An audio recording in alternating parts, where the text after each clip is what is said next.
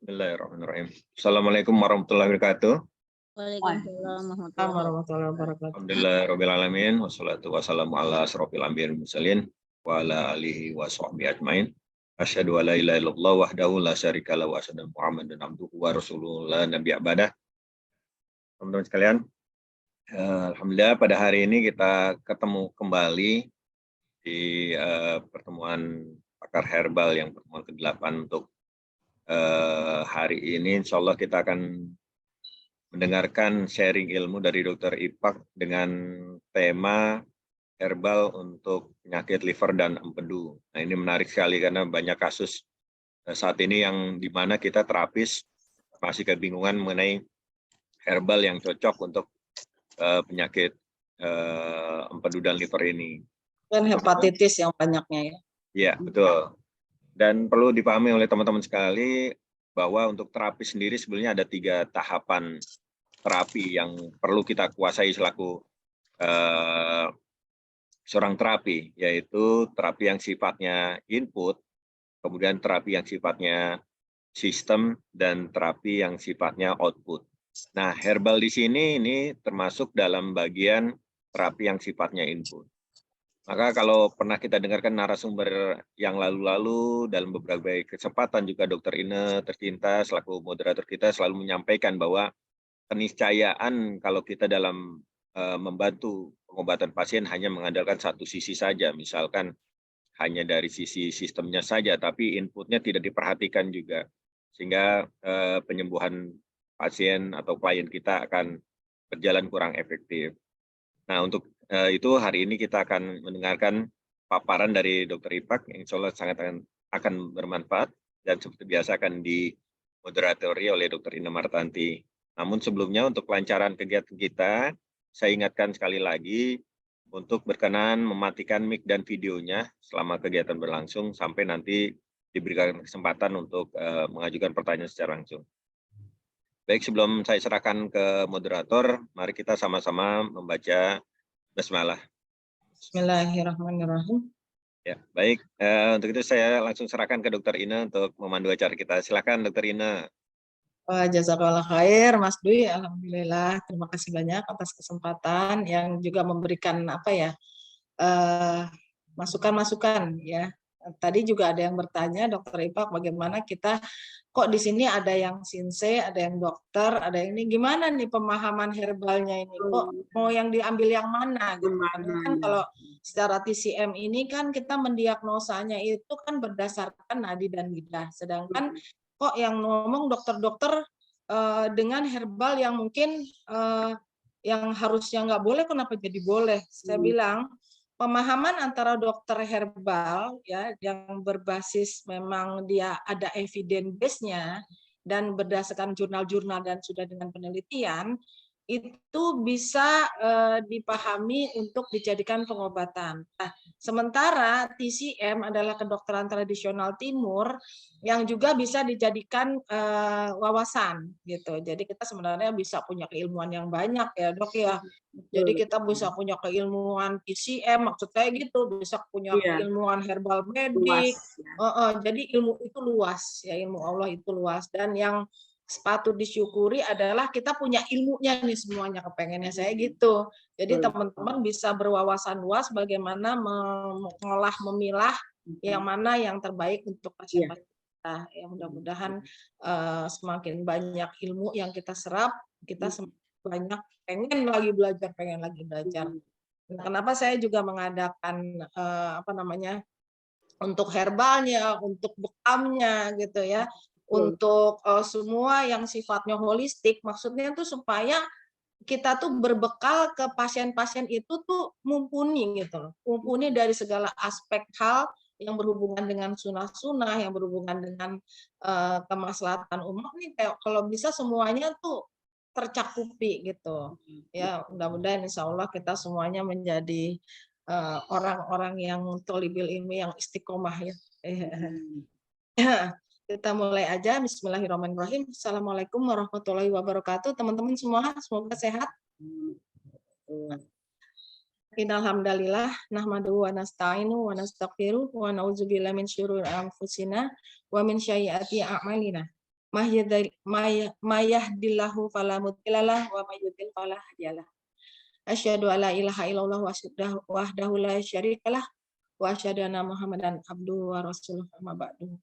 Puji syukur kehadirat Allah Subhanahu wa taala yang telah memberikan kita segala nikmat iman, nikmat Islam, dan nikmat sehat. Insya Allah kita semua sehat jasmani dan rohani, sehingga kita bisa membedakan yang mana yang baik dan yang buruk, mana yang batil dan yang hak, ya, mana yang benar, yang mana yang salah. Kemudian insya Allah kita juga dengan ilmu, ya, ilmu dengan berbagai ilmu, insya Allah kita bisa membedakan yang mana yang mau kita ambil, ya, mudah-mudahan. Nah, ada yang bicara begini bahwa herbal Indonesia, herbal itu kan langsung Allah yang menumbuhkan, kan?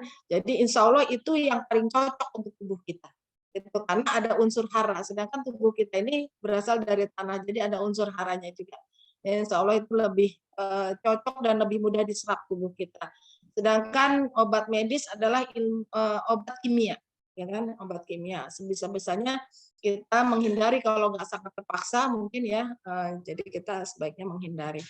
Nah, yang cocok, nah ini walau alam, ya, yang cocok yang mana? Katanya herbal Indonesia adalah, orang Indonesia adalah yang paling cocok dengan herbal yang ditanam di Indonesia.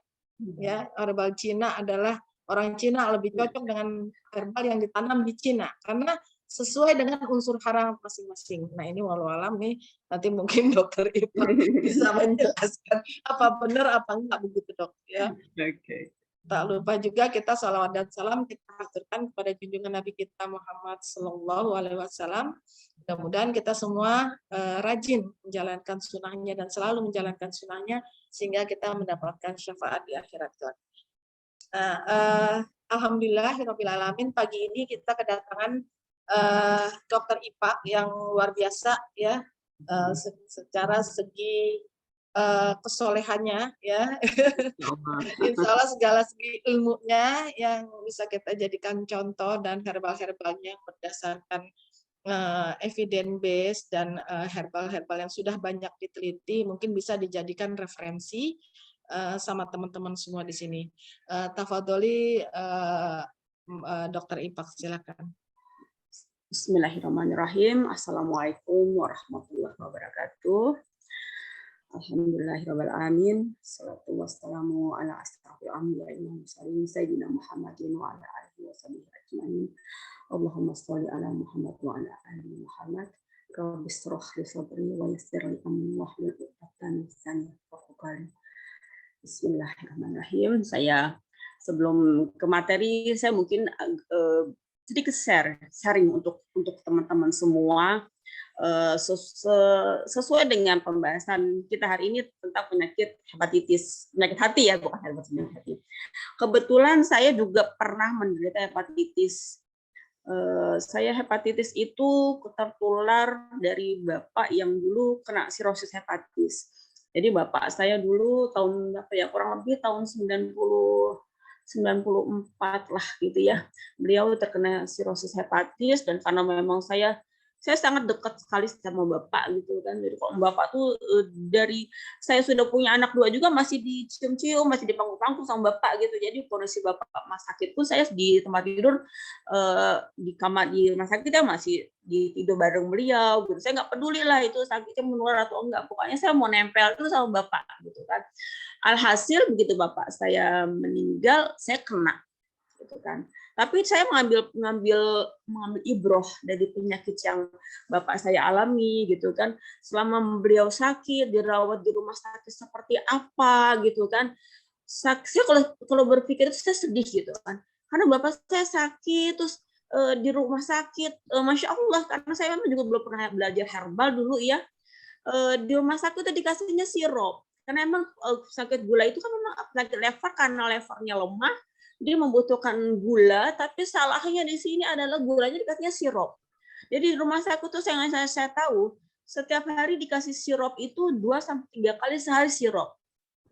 Ya, alhasil dari situ bapak saya kena juga diabetes. Jadi levernya belum sembuh, dapat kena diabetes, terus panjang sekali, banyak sekali penyakit-penyakit yang muncul yang menjadi traumatik buat saya gitu kan, karena kondisi beliau semakin lemah. Ya dari situ begitu bapak saya meninggal, saya terkena hepatitis, saya ambil ibrahnya, saya tidak akan berobat dengan apa yang sudah saya lakukan dengan cara ikhtiar pengobatan bapak saya gitu kan. Jadi begitu saya kena hepatitis, saya rasa gitu kan, badan saya nggak enak nih, kayaknya curiga, saya udah kayak curiga kena nih. Gitu kan.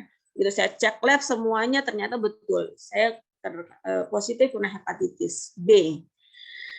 Di situ agak down sedikit karena mengingat hepatitis B gitu kan, kita pasti down gitu kan.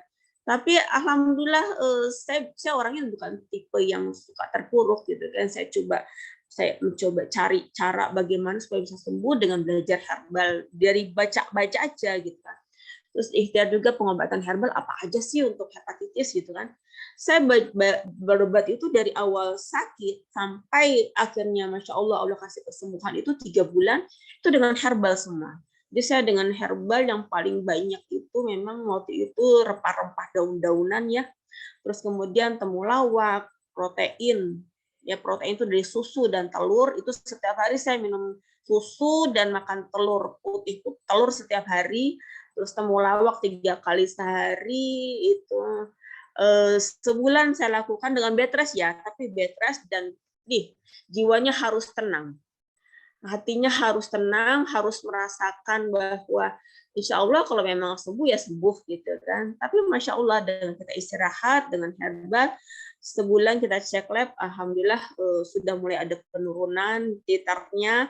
Terus kemudian bulan kedua sudah mulai negatif, bulan ketiga juga Masya Allah negatif semuanya sampai HBsAg dan anti HBsnya juga sudah negatif semuanya, memang artinya juga negatif semua. Dan alhamdulillah sampai sekarang sudah berpuluh tahun. Terakhir bulan kemarin saya cek fungsi hati, alhamdulillah masih Allah kasih sehat. Gitu. Jadi pengalaman di herbal, insya Allah hepatitis bisa disembuhkan. Ya, jadi jangan berkecil hati dengan sakit hepatitis yang kalau dari konvensional memang dikatakan tidak bisa disembuhkan. Tapi Masya Allah atas izin Allah sembuh, saya bisa sembuh. Dan bahkan saya pernah juga ada pengalaman pasien saya dengan sirosis hepatis bisa sembuh. Sampai sekarang pasiennya masih hidup, sudah dari tahun, udah lama lah, udah berpuluh tahun juga.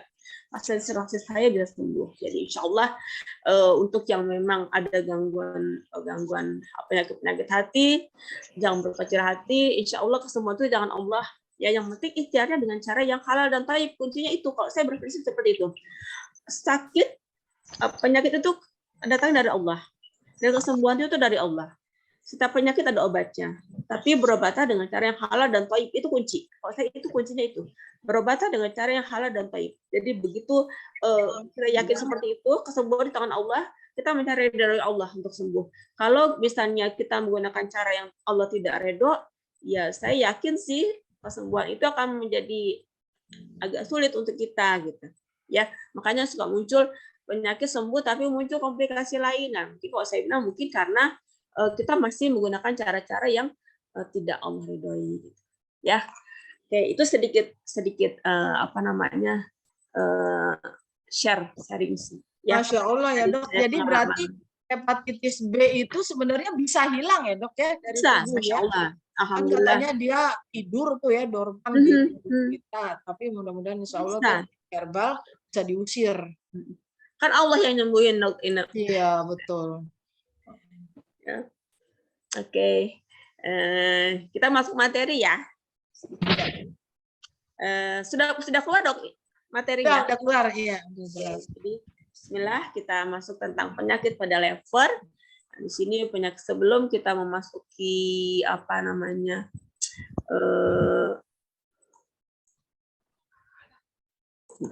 saya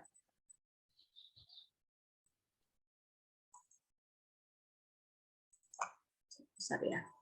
Saya perbesar bentar. Oke. Sebelum masuk dari materi, kita mesti sedikit mengetahui dulu bahwa apa sih lever itu ya. Pengertiannya bagaimana tentang lever. Jadi lever itu merupakan organ yang terbesar nomor 2 di dalam tubuh kita setelah kulit. Ya, kulitnya banyak ya, seluruh tubuh kita. Jadi organ yang terbesar nomor 2 itu lever di dalam tubuh kita. Ya, dia terletak pada abdomen atas sisi sebelah kanan. Ya, jadi pas di bawah tulang rusuk kita yang sebelah sisi kanan. Jadi dia berperan, ya peran-peran dari lever kita ini, dia berperan sebagai processing nutrien. Jadi untuk nutrisi-nutrisi itu, proses pembentukan nutrisi di dalam tubuh kita itu berperan di dalam lever. Ya, jadi makanya kenapa kok kalau kita agak terjadi gangguan lever tuh kok gampang capek gitu ya, terus lemes, nggak bertenaga, ya karena ini sih proses nutrisi itu ada di dalam lever. Terus lever juga berfungsi menghasilkan empedu untuk membantu mencerna lemak. Nah, di sini makanya kalau orang yang kecenderungannya pola makannya lemaknya tak terkontrol, ya hiperkolesterolemia atau hiperlipidemia, itu bisa jadi terbentuk penyakit fatty liver, ya. Di sini karena lever kita sudah tidak mampu lagi untuk memetabolisme ya lemak yang berlebih sehingga menumpuklah di dalam lever, jadi terjadi penyakit fatty liver. Terus kemudian sintesis protein juga jadi di lever. Proses gluconeogenesis ya pembentukan glukosa juga terjadi di lever. Terus mengatur pembekuan darah juga di lever. Makanya kasus-kasus seperti sirosis itu kan terjadi hematemesis gitu kan. Terus kemudian jadi juga melena, ya melena dan hematemesis mudah sekali terjadi pada pasien. Mohon maaf dok, ini banyak yang bukan dokter juga, mungkin hematemesis dia nggak tahu Oke. melena. Jadi ada batuk darah atau BAB-nya berdarah, BAB-nya mengandung darah itu biasanya mudah terjadi pada pasien-pasien dengan gangguan hati, terutama sirosis karena pembekuan darah, faktor-faktor pembekuan darah di lever kita terganggu karena lever kita sedang mengalami gangguan, apalagi kalau pasien-pasien dengan hepatoma atau sirosis hepatis di mana sel-sel darah, sel-sel di dalam lever kita sudah mulai terganggu atau rusak sehingga proses pembentukan ini pun jadi terganggu. Jadi gejala-gejala itu pasti akan muncul pada pasien-pasien dengan gangguan lever. Terus kemudian di sini fungsinya lagi adalah menyaring racun dari darah. Jadi lever itu berfungsi untuk menyaring racun. Nah, di sini makanya kalau misalnya kita terlampau banyak mengkonsumsi obat-obatan kimia, dalam artian kita kalau obat kimia itu di dalam teoritisnya racun yang tertara. Racun yang tertara itu obat ya. Racun yang apa namanya? Kalau kita minum obat kimia berarti kita minum racun sebenarnya memang. Jadi istilahnya pun sebenarnya obat itu racun yang tertara. Jadi kalau misalnya terlampau banyak sekali kalau kita meracun di sini ya, racun yang masuk ke dalam tubuh kita sehingga lever kita pun semakin banyak harus menyaring faktor-faktor si racun ini, maka lever kita pun akan menjadi rusak. Jadi di sini perlunya kita meminimalkan racun-racun dalam artian obat tadi ya, kimia yang masuk ke dalam tubuh kita ini supaya lever kita pun jadi sehat ya. Karena kalau semakin banyak gangguan atau beratnya kerja lever kita yang dibebankan ke lever, maka lever kita pun akan menjadi mudah sakit. Ya, di sini gangguan pada hati ya dapat berpotensi dalam semua proses yang terjadi di dalam hati dan berpotensi juga dalam toksisitas dalam tubuh. Jadi kalau lever kita bermasalah, maka berpotensi akan terjadinya kelemahan di dalam tubuh. Ya, dan yang pastinya kita akan darah kita bukan mudah sekali mengalami keracunan ya. Terus inflamasi atau radang pun bisa terjadi ketika fungsi normal hati terganggu. Jadi fungsi normal hati terganggu itu biasanya banyak sekali karena faktor metabolisme obat di dalam hati kita yang terganggu. Jadi terlampau banyaknya obat-obatan yang masuk sehingga akan memberatkan fungsi hati kita. Nah, pada kondisi fungsi hati yang sudah terganggu, maka tubuh kita pun akan mengalami gangguan, terutama hati. Ya, sehingga mudah sekali terjadi racunan atau inflamasi. Jadi mudah terjadi peradangan pada lever. Hati dapat melakukan regenerasi atau perbaikan hingga 2.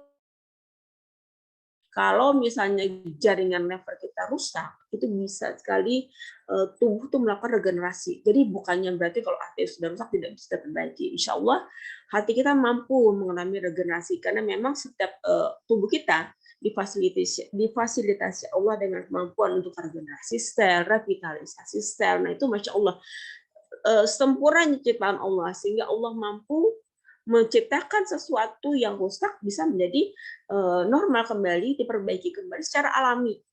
Ya, seperti contoh misalnya kita terluka, ya tubuh kita akan secara otomatis luka itu akan menutup dengan sendirinya dengan bantuan unsur-unsur di dalam tubuh kita seperti adanya trombosit atau zat pembekuan darah. Terus kalau sel mampu untuk melakukan regenerasi, pembentukan sel-sel yang baru, ya. Jadi lever pun juga seperti itu, mampu melakukan regenerasi sel ya sampai 2/3 dari kerusakan jaringan. Terus kemudian perbaikan epitel sel kandung empedu dan endotelial sel. Jadi makanya kan kita pernah dengar gitu kan transplantasi hati ya, jadi hati yang sehat dimasukkan ke tubuh orang yang sakit sehingga nanti berkembang tuh sendiri, bertumbuh dengan sendirinya kalau memang terjadi match ya, kecocokan, maka hati yang ditransplantasi akan bertumbuh, berkembang sehingga terbentuklah hati yang lebih sehat lagi. Ya, di sinilah kemampuan dari sel hati untuk melakukan regenerasi sel. Nah, yang SNP-nya udah kerjaan energi yang pengamas. Terus yang itu yang pembelajaran udah keren banget. Yang saya terusin. Ya, terusin nanti saya terus. Mas Dwi tolong dijaga, Mas Dwi. Teman-teman unmute ya, unmute. Karena kalau baru masuk biasanya langsung mute dong, jadinya dia nggak sadar. Saya pikir ada yang mau komen apa tadi. Oke, lanjut ya. Jadi di sini ada kategori gangguan hati itu apa aja, ya. Jadi gangguan hati itu ada yang karena infeksi seperti hepatitis ya. Hepatitis itu bukan berarti virus aja, tapi infeksi bisa bakteri atau bisa virus. Terus bisa karena paparan obat atau racun. Jadi terlalu banyak obat sehingga menyebabkan lever kita rusak karena terpapar oleh obat atau racun. Ya, atau bisa juga karena alkohol ya. Jadi gangguan lever karena alkoholik ya, atau proses autoimun. Jadi gangguan-gangguan autoimun juga bisa menyebabkan kerusakan pada lever. Terus kemudian gangguan genetik biasanya pada hemochromatosis ya. Nah, semua ini bisa menyebabkan dari semua gangguan ini baik hepatitis atau kerusakan lever karena obat atau gangguan autoimun atau gangguan-gangguan genetik itu bisa menyebabkan terjadinya fatty liver, sirosis hati ataupun hepatitis ya. Jadi penyakit hati yang kronis seperti hepatoma, fatty liver, sirosis ini bisa terjadi, bisa sekali mungkin terjadi karena faktor-faktor tersebut ya. Jadi karena infeksi, gangguan-gangguan toksisitas, gangguan autoimun, gangguan genetik, jadi penyakit-penyakit yang tidak teratasi dengan baik dan hepatitis yang tidak teratasi dengan baik itu bisa menjadi gangguan kronis yang ujung-ujungnya nanti akan menjadi sirosis hepatis atau hepatoma. Jadi penyakit yang ujungnya tuh tidak benar-benar nggak nyaman lah. Ya, dan kalau di konvensional tuh udah ya di end lah gitu ya. Udah tamat sepertinya. Jadi kalau misalnya orang sudah kena hepatoma atau kena sirosis ya sudah tamat lah gitu ya. Jadi seperti sudah dinyatakan ya sudah tidak bisa diapa-apain ya, insya Allah. Tapi Bismillah, insya Allah kalau Allah kasih kesembuhan. Saya punya kasus yang seperti saya bilang tadi, sirosis, tapi masya Allah saya juga kaget itu bisa sembuh. Tapi saya yakin itu karena Allah semua. Ya. Terus gangguan lever. Pertama kita bahas tentang fatty liver. Di fatty liver ini ada yang non-alcoholic fatty liver disease, NAFLD. Jadi non-alcoholic fatty liver disease ini merupakan spektrum kelainan hati dengan gambaran khas berupa steatosis atau perlemakan yang makrovesikular yang muncul pada pasien yang tidak mengkonsumsi alkohol. Ya, jadi beda dengan pasien yang alcoholic liver disease. Yang non-alcoholic liver disease ini didapatkan gangguan liver ya terjadi berupa steatosis, tapi bukan karena mengkonsumsi alkohol. Spektrum kelainan ini dimulai dari steatosis sederhana tanpa peradangan dan fibrosis. Jadi steatosis dengan inflamasi dengan atau tanpa fibrosis, ya, tidak mesti adanya fibrosis, dan dapat berlangsung menjadi sirosis kalau tidak diatasi dengan baik. Yang saya bilang tadi, jadi penyakit gangguan hati apapun itu kalau kita tidak perbaiki, tidak kita terapi dengan baik, bisa menjadi kerusakan yang ujung-ujungnya akan menjadi sirosis. Prevalensi dari non-alcoholic fatty liver disease ini meningkat secara cepat di seluruh dunia dan sebanding dengan peningkatan kejadian obesitas dan diabetes tipe 2. Diabetes tipe 2 itu diabetes yang didapat karena pola makannya jelek. Jadi orang-orang yang makannya nggak terkontrol, yang tidak ada keturunan diabetes, itu bisa menjadi karena diabetes, tapi diabetes tipe 2 namanya. Ya. Terus kemudian prevalensi dari non-alcoholic fatty liver disease ini di Indonesia pada populasi urban diperkirakan kurang lebih sebesar 30%. Obesitas merupakan faktor resiko yang paling erat berkaitan. Jadi paling banyak disebabkan karena obesitas.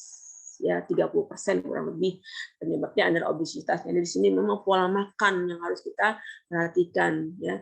Jadi memang benar juga kok ada istilah bahwa penyakit itu disebabkan oleh apa yang kita makan. Jadi apa yang kita makan itu akan menyebabkan penyakit di dalam tubuh kita. Jadi memang benar-benar harus bisa menjaga makan. Ya, terdapat beberapa stadium histologi pada perjalanan ilmiah non-alcoholic fatty liver disease. Jadi stadium yang dimaksud antara lain pernah makan saja, terus kemudian ada steatohepatitis, ada steatohepatitis dengan fibrosis, dan akhirnya sirosis. Jadi ini jalan-jalannya penyakit ini. Jadi tadinya cuma ada pernah makan aja nih, jadi fatty liver aja gitu. Tapi diabaikan fatty liver aja nggak apa-apa gitu. Banyak kan kasus seperti itu. Fatty liver itu juga hilang gitu. Jadi merasa fatty liver itu juga hilang tanpa diobati. Nah, padahal dari fatty liver ini bisa berkembang menjadi steatosis, terus kemudian menjadi fibrosis, dan akhirnya berubah menjadi sirosis. Ya, jadi perlu diperhatikan bahwa fatty liver itu tetap harus diobati dengan sebaik-baiknya supaya kerusakan jaringan sel liver kita tidak menjadi bertambah. Sebagian besar pasien dengan non-alcoholic fatty liver disease ini adalah asimptomatik, jadi tidak ada gejala, tidak ada keluhan. Jadi merasa nyaman-nyaman aja. Biasanya baru ketahuan adanya fatty liver itu pada pemeriksaan USG. Ya, pemeriksaan pada lab paling kolesterolnya tinggi gitu kan. Tapi begitu di USG baru kita ada fatty liver. Jadi memang kadang-kadang kalau pasiennya tidak suka merasakan tubuh, ya, dia tidak bisa merasa bahwa ada yang berbeda di dalam tubuh kita. Sebenarnya kalau kita dekat dengan tubuh kita, ada sesuatu yang berbeda di tubuh kita, itu pasti kita akan merasakan. Biasanya kok gampang capek ya, kok aktivitas sedikit aja kok aku capek ya. Nah, itu sebenarnya sudah sinyal. Gejala yang muncul yang tidak lazim kita rasakan itu jangan dianggap remeh. Coba kita periksakan, jangan-jangan nanti level kita lah terganggu atau apa. Jadi kalau memang kita rasa ada yang berbeda, coba langsung diperiksakan ya, jangan menganggap remeh. Karena banyak sekali penyakit yang asimptomatik. Jadi nggak ada keluhan, tiba-tiba ternyata sudah stadium akhir. Itu banyak sekali. Ya. Jadi non-alcoholic fatty liver disease ini biasa ditemukan secara tidak sengaja pada pemeriksaan lab rutin atau pemeriksaan lanjutan dari keadaan-keadaan lain seperti hipertensi, diabetes, dan obesitas berat. Ya, jadi pola makan memang sangat mempengaruhi akan kesehatan kita. Ya, terus kemudian tipe lain adalah alcoholic liver disease. Jadi terjadi akumulasi lemak dalam hepatosis karena konsumsi alkohol yang kronik. Jadi kalau di Indonesia mungkin agak jarang ya, karena kita umumnya bukan peminum alkohol, terutama kalau yang kita muslim ya, insya Allah kan kita tidak mengkonsumsi alkohol, tapi di luar sana banyak sekali yang orangnya alkoholik. Nah, itu biasanya banyak sekali kasus-kasus seperti ini. Jadi konsumsi alkohol meningkatkan NADH dan NAD+ dalam hepatosis, sehingga mengganggu oksidasi asam lemak dan menyebabkan perkembangan stetosis. Hal tersebut juga akan meningkatkan sintesis asam lemak dan trigliserida, meningkatkan influx asam lemak bebas hepar dari jaringan adiposa dan kilomikron pada mukosa intestinal. Jadi di sini nih kalau kita melihat nilai labnya, kita melihat ini nih trigliseridnya seperti apa ya, terus kilomikronnya. Ini akan bisa mulai terbaca dari nilai labnya. Terus kemudian fibrosis hati atau liver fibrosis. Nah, ini merupakan akibat dari kerusakan yang kronis pada hati dengan akumulasi protein ECM yang merupakan karakteristik dari hampir seluruh tipe dari penyakit kronis hati kronis. Jadi penyebab utama fibrosis hati pada negara-negara industri meliputi infeksi HCV, hepatitis kronik virus ya, yang merupakan penyalahgunaan alkohol dan juga non-alkoholik stetosis, jadi NASH. Pada kasus ini, akumulasi protein ECM merupakan arsitektur hati dengan membentuk jaringan fibrosa dalam hati, dan perkembangan nodul pada hepatosis ini dapat didefinisikan sebagai sirosis. Jadi fibrosis yang terbentuk misalnya tadi awalnya dari cuma sekedar pelemakan hati diabaikan, terus kemudian akan terus-menerus terbentuk gangguan pada sel hati, membentuk jaringan fibrosis. Nah, fibrosis terus-menerus akan berubah menjadi sirosis. Ya, kerusakan yang berlanjut akan menyebabkan kerusakan sel hati yang berlanjut menjadi sirosis. Jadi, sirosis hati menyebabkan disfungsi pada sel hepatosit dan meningkatkan resistensi pada aliran darah yang akhirnya akan menyebabkan insufisiensi dan hipertensi portal. Fibrosis pada liver adalah kondisi di mana jaringan normal pada hati tergantikan menjadi jaringan parut, ya, yang dapat menyebabkan sel-sel hati tidak akan dapat bekerja secara maksimal. Jadi semakin banyak kerusakan sel hati, maka fungsi hati itu tidak akan bekerja secara optimal. Makanya muncullah gangguan-gangguan yang tadi saya bilang, fungsi hati tadi kan sebagai sintesis protein, sebagai gluconeogenesis, sebagai penetrasi racun. Nah, itu tidak akan bisa di atas, tidak akan bisa menjalankan tugasnya lagi seperti itu, sehingga akhirnya kondisi gula pun tidak terkontrol, tidak stabil. Ya, terus kemudian mudah terjadi pendarahan karena faktor pembekuan darah juga bisa terbentuk dari liver, sintesis protein, sintesis nutrisi dalam tubuh juga ikut terganggu, sehingga dari gangguan ini, dari gangguan sel-sel hati tadi, ya bisa menyebabkan penyakit itu menjadi bertambah, ya, karena akan mengganggu metabolisme di dalam tubuh secara keseluruhan. Terus kemudian sirosis hepatis. Jadi sirosis hati itu merupakan penyakit kronis hati yang ditandai dengan fibrosis. Jadi biasanya kalau sudah sampai sirosis itu fibrosisnya sudah meluas. Kerusakan jaringan sel hatinya juga semakin banyak. Disorganisasi dan nodul dan dan regenerasi nodul hepatosit. Biasanya dimulai dengan adanya proses peradangan nekrosis sel hati yang luas, jadi pembentukan jaringan ikat dan usaha regenerasi nodul jadi minimal.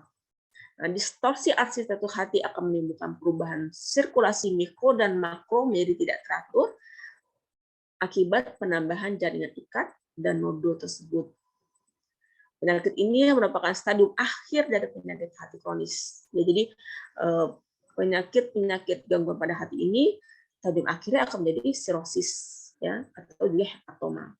Nah, ini terjadi pengerasan dari hati yang akan menyebabkan penurunan fungsi hati dan bentuk hati yang normal berubah, ya, disertai terjadinya penekanan pada pembuluh darah dan terganggunya aliran darah vena porta yang akhirnya menyebabkan hipertensi portal. Jadi pada sirosis dini biasanya hatinya membesar. Dini ya, pada sirosis dini itu biasanya hatinya membesar, teraba kenyal, tepinya tumpul dan terasa nyeri bila ditekan. Jadi ada nyeri tekan pada sisi sebelah kanan, ya. Dan biasanya pada sirosis yang sudah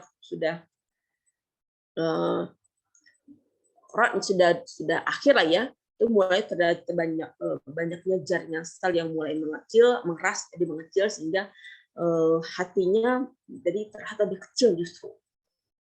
Ya, jadi bukan pembesaran hati lagi, tapi sudah kejutan di hati.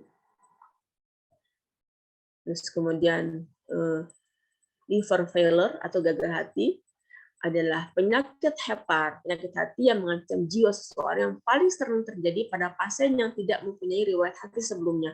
Jadi gagal hati ini biasanya terjadi seperti akut, ya, tiba-tiba gagal hati, gitu kan. Nah, biasanya ditandai dengan abnormalnya nilai biokimia, abnormalnya nilai-nilai biokimia hati, terus koagulopati, encephalopati, dan biasanya ditandai dengan abnormalitas dari nilai-nilai normal labnya. Jadi gagal hati terjadi baik secara tiba-tiba atau secara bertahap atau kronis, ya. Jadi pada umumnya terjadi tiba-tiba kok terjadi gagal akut, gitu ya. Dan ini kemarin juga banyak ya kasus hepatitis yang unknown, tidak diketahui penyebabnya, ya. Terus penyebabnya termasuk reaksi pengobatan seperti paracetamol berdosis tinggi, infeksi hepatitis, penyalahgunaan alkohol, dan penumpukan lemak di hati stadium lanjut. Jadi fatty liver yang tidak diatasi dengan baik bisa menyebabkan terjadinya gagal hati juga, ya, karena sel-sel hati kita akan terlingkupi lemak sehingga fungsi hati tidak bisa bekerja secara optimal, sehingga jadilah gagal hati. Kulit dan mata menjadi kuning atau zodik, ya, disertai dengan nyeri perut dan pembekakan, ya. Ini ada gejala gagal hati. Jadi gejala-gejala coba kita lihat, ada kulitnya, matanya jadi kuning, terus nyeri tekan pada perut, ya, adanya rasa seperti kembung. Nah, itu biasanya gejala-gejala gagal hati, ya. Jadi ini perlu diperhatikan kondisi-kondisi adanya hal-hal yang berbeda di dalam tubuh kita. Hepatitis, ya, hepatitis adalah proses peradangan difus pada sel hati. Jadi hepatitis ini bisa disebabkan oleh berbagai faktor seperti infeksi virus, ya, bisa juga bakteri atau zat beracun, misalnya alkohol dan obat-obatan tertentu, dan penyakit autoimun. Peradangan hati ditandai dengan meningkatnya kadar enzim hati, ya. Terus makanya kalau di lab, ya, biasanya kita menilai nih enzimnya berapa. Terus peningkatan ini disebabkan oleh adanya gangguan pada kerusakan membran hati. Jadi ada dua faktor penyebab, yaitu faktor infeksi dan faktor yang non infeksi. Faktor infeksi antara lain virus hepatitis dan bakteri, ya, ini faktor infeksinya. Nah, selain karena virus hepatitis A, B, C, D, dan G, masih banyak juga virus lain yang berpotensi menyebabkan hepatitis seperti adenovirus, CMV, ya, herpes simplex, HIV, rubella, varicella. Ini bisa juga menyebabkan gangguan pada hati. Nah, sedangkan bakteri yang menyebabkan hepatitis antara lain misalnya Salmonella typhi. Jadi tipes itu juga bisa menyebabkan hepatitis, ya. Terus Salmonella paratyphi, tuberkulosis, dan leptospira. Leptospira ini bisa ini termasuk bakteri-bakteri yang bisa mengganggu ke liver, mengganggu ke hati. Ya, jadi perlu diperhatikan juga nih kalau orang sakit tipes, ya, atau paratyphi atau TB, ini kan kasusnya banyak sekali, ya. TB, paratyphi, tuberkulosis, itu kasusnya banyak sekali. Nah, jangan sampai kasus-kasus penyakit bakteri ini bisa menyerang ke liver. Terus kemudian faktor non-infeksi. Faktor non-infeksi itu biasanya karena obat. Nah, ini juga banyak sekali obat-obatan yang dapat mengganggu fungsi hati dan bisa menyebabkan hepatitis. Makanya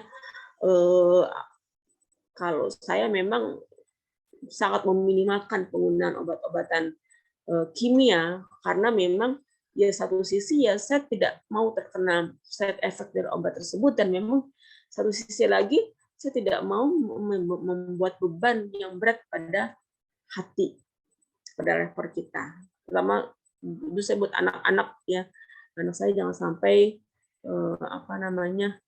organ tubuhnya. Itulah takutnya orang tua ibu pada anaknya. Jadi dari situ pengalaman saya sangat meminimalkan penggunaan obat-obatan kimia ke anak-anak saya semua. Hepatitis A, masuk ke hepatitis A. Hepatitis A adalah hepatitis yang disebabkan oleh infeksi hepatitis A virus. Ya, infeksi virus hepatitis A ini dapat menyebabkan berbagai macam komplikasi, antara lain hepatitis fulminan, autoimun hepatitis, kolestatik hepatitis, hepatitis relapse yang berkambuh, dan sindrom pasca hepatitis seperti sindrom kelainan kronik, jadi mudah sekali capek. Hepatitis A tidak pernah menyebabkan penyakit kronik. Jadi kalau hepatitis A biasanya umum bisa sembuh, ya, dan tidak menjadikan hepatitis kronis. Artinya ini hepatitis yang lebih aman dibandingkan dengan hepatitis tipe yang lain. Faktor resikonya biasanya karena kebiasaan jajan, ya, makan sembarang tempat, makan makanan mentah atau setengah matang, terus kemudian personal hygiene yang rendah, antara seperti penerapan perilaku hidup bersih dan sehat yang masih kurang, dan antara cuci tangan, suka malas cuci tangan, terus mengkonsumsi makanan dan minuman sehat, serta cara mengolah makanan yang tidak memenuhi syarat kesehatan. Nah, ini biasanya menjadi pencetus gangguan hepatitis A. Banyak sekali kasusnya terjadi pada asrama-asrama, ya, pesantren. Pernah beberapa kasus anak-anak pesantren semuanya rata-rata terkena hepatitis A. Atau di IPB, ya, di IPB itu sudah beberapa tahun belakangan selalu mengulang kena hepatitis A secara massal. Itu adanya di asrama, dan dirunut itu setelah dirunut ternyata bersumber dari kantin, ya. Di sekolah juga seperti itu. Sekolah anak-anak pernah juga anak-anak sekolah negeri, anak-anaknya banyak kena hepatitis A, rupanya karena jajanan, satu tempat jajanan yang mungkin kotor, ya. Nah, terus juga pesantren banyak juga seperti ini. Jadi memang harus benar-benar kita menjaga pola dan perilaku makan yang bersih dan sehat.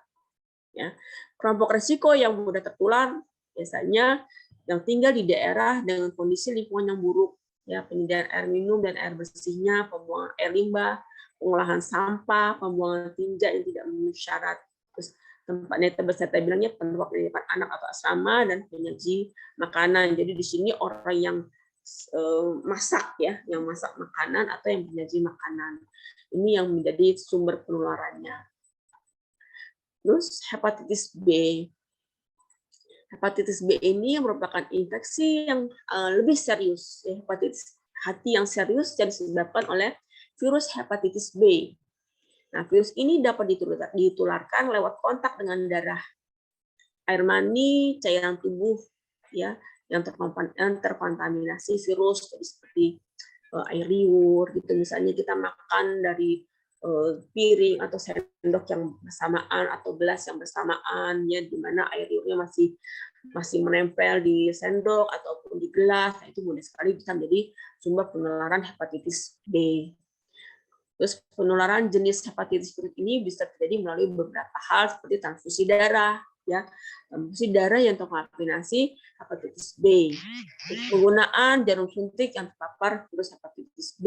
Ini seperti biasanya orang-orang pengguna narkoba nih, banyak sekali, ya, gonta-ganti jarum secara penggunaan jarum suntik secara bersamaan. Atau nih kalau misalnya paramedis, ya, banyak sekali kasus paramedis itu terkena hepatitis B dari tertusuk jarum, ya, jarum yang habis mensuntikan pasien. Nah, pada saat membersihkan atau mencabut itu secara tidak sengaja tertusuk ke tubuhnya, ke tangan. Biasa sering sekali itu terjadi, ya. Nah, itu memang satu resiko yang bisa terjadi pada paramedis, ya, yang menggunakan jarum secara tidak sengaja tertusuk ke tubuhnya sendiri.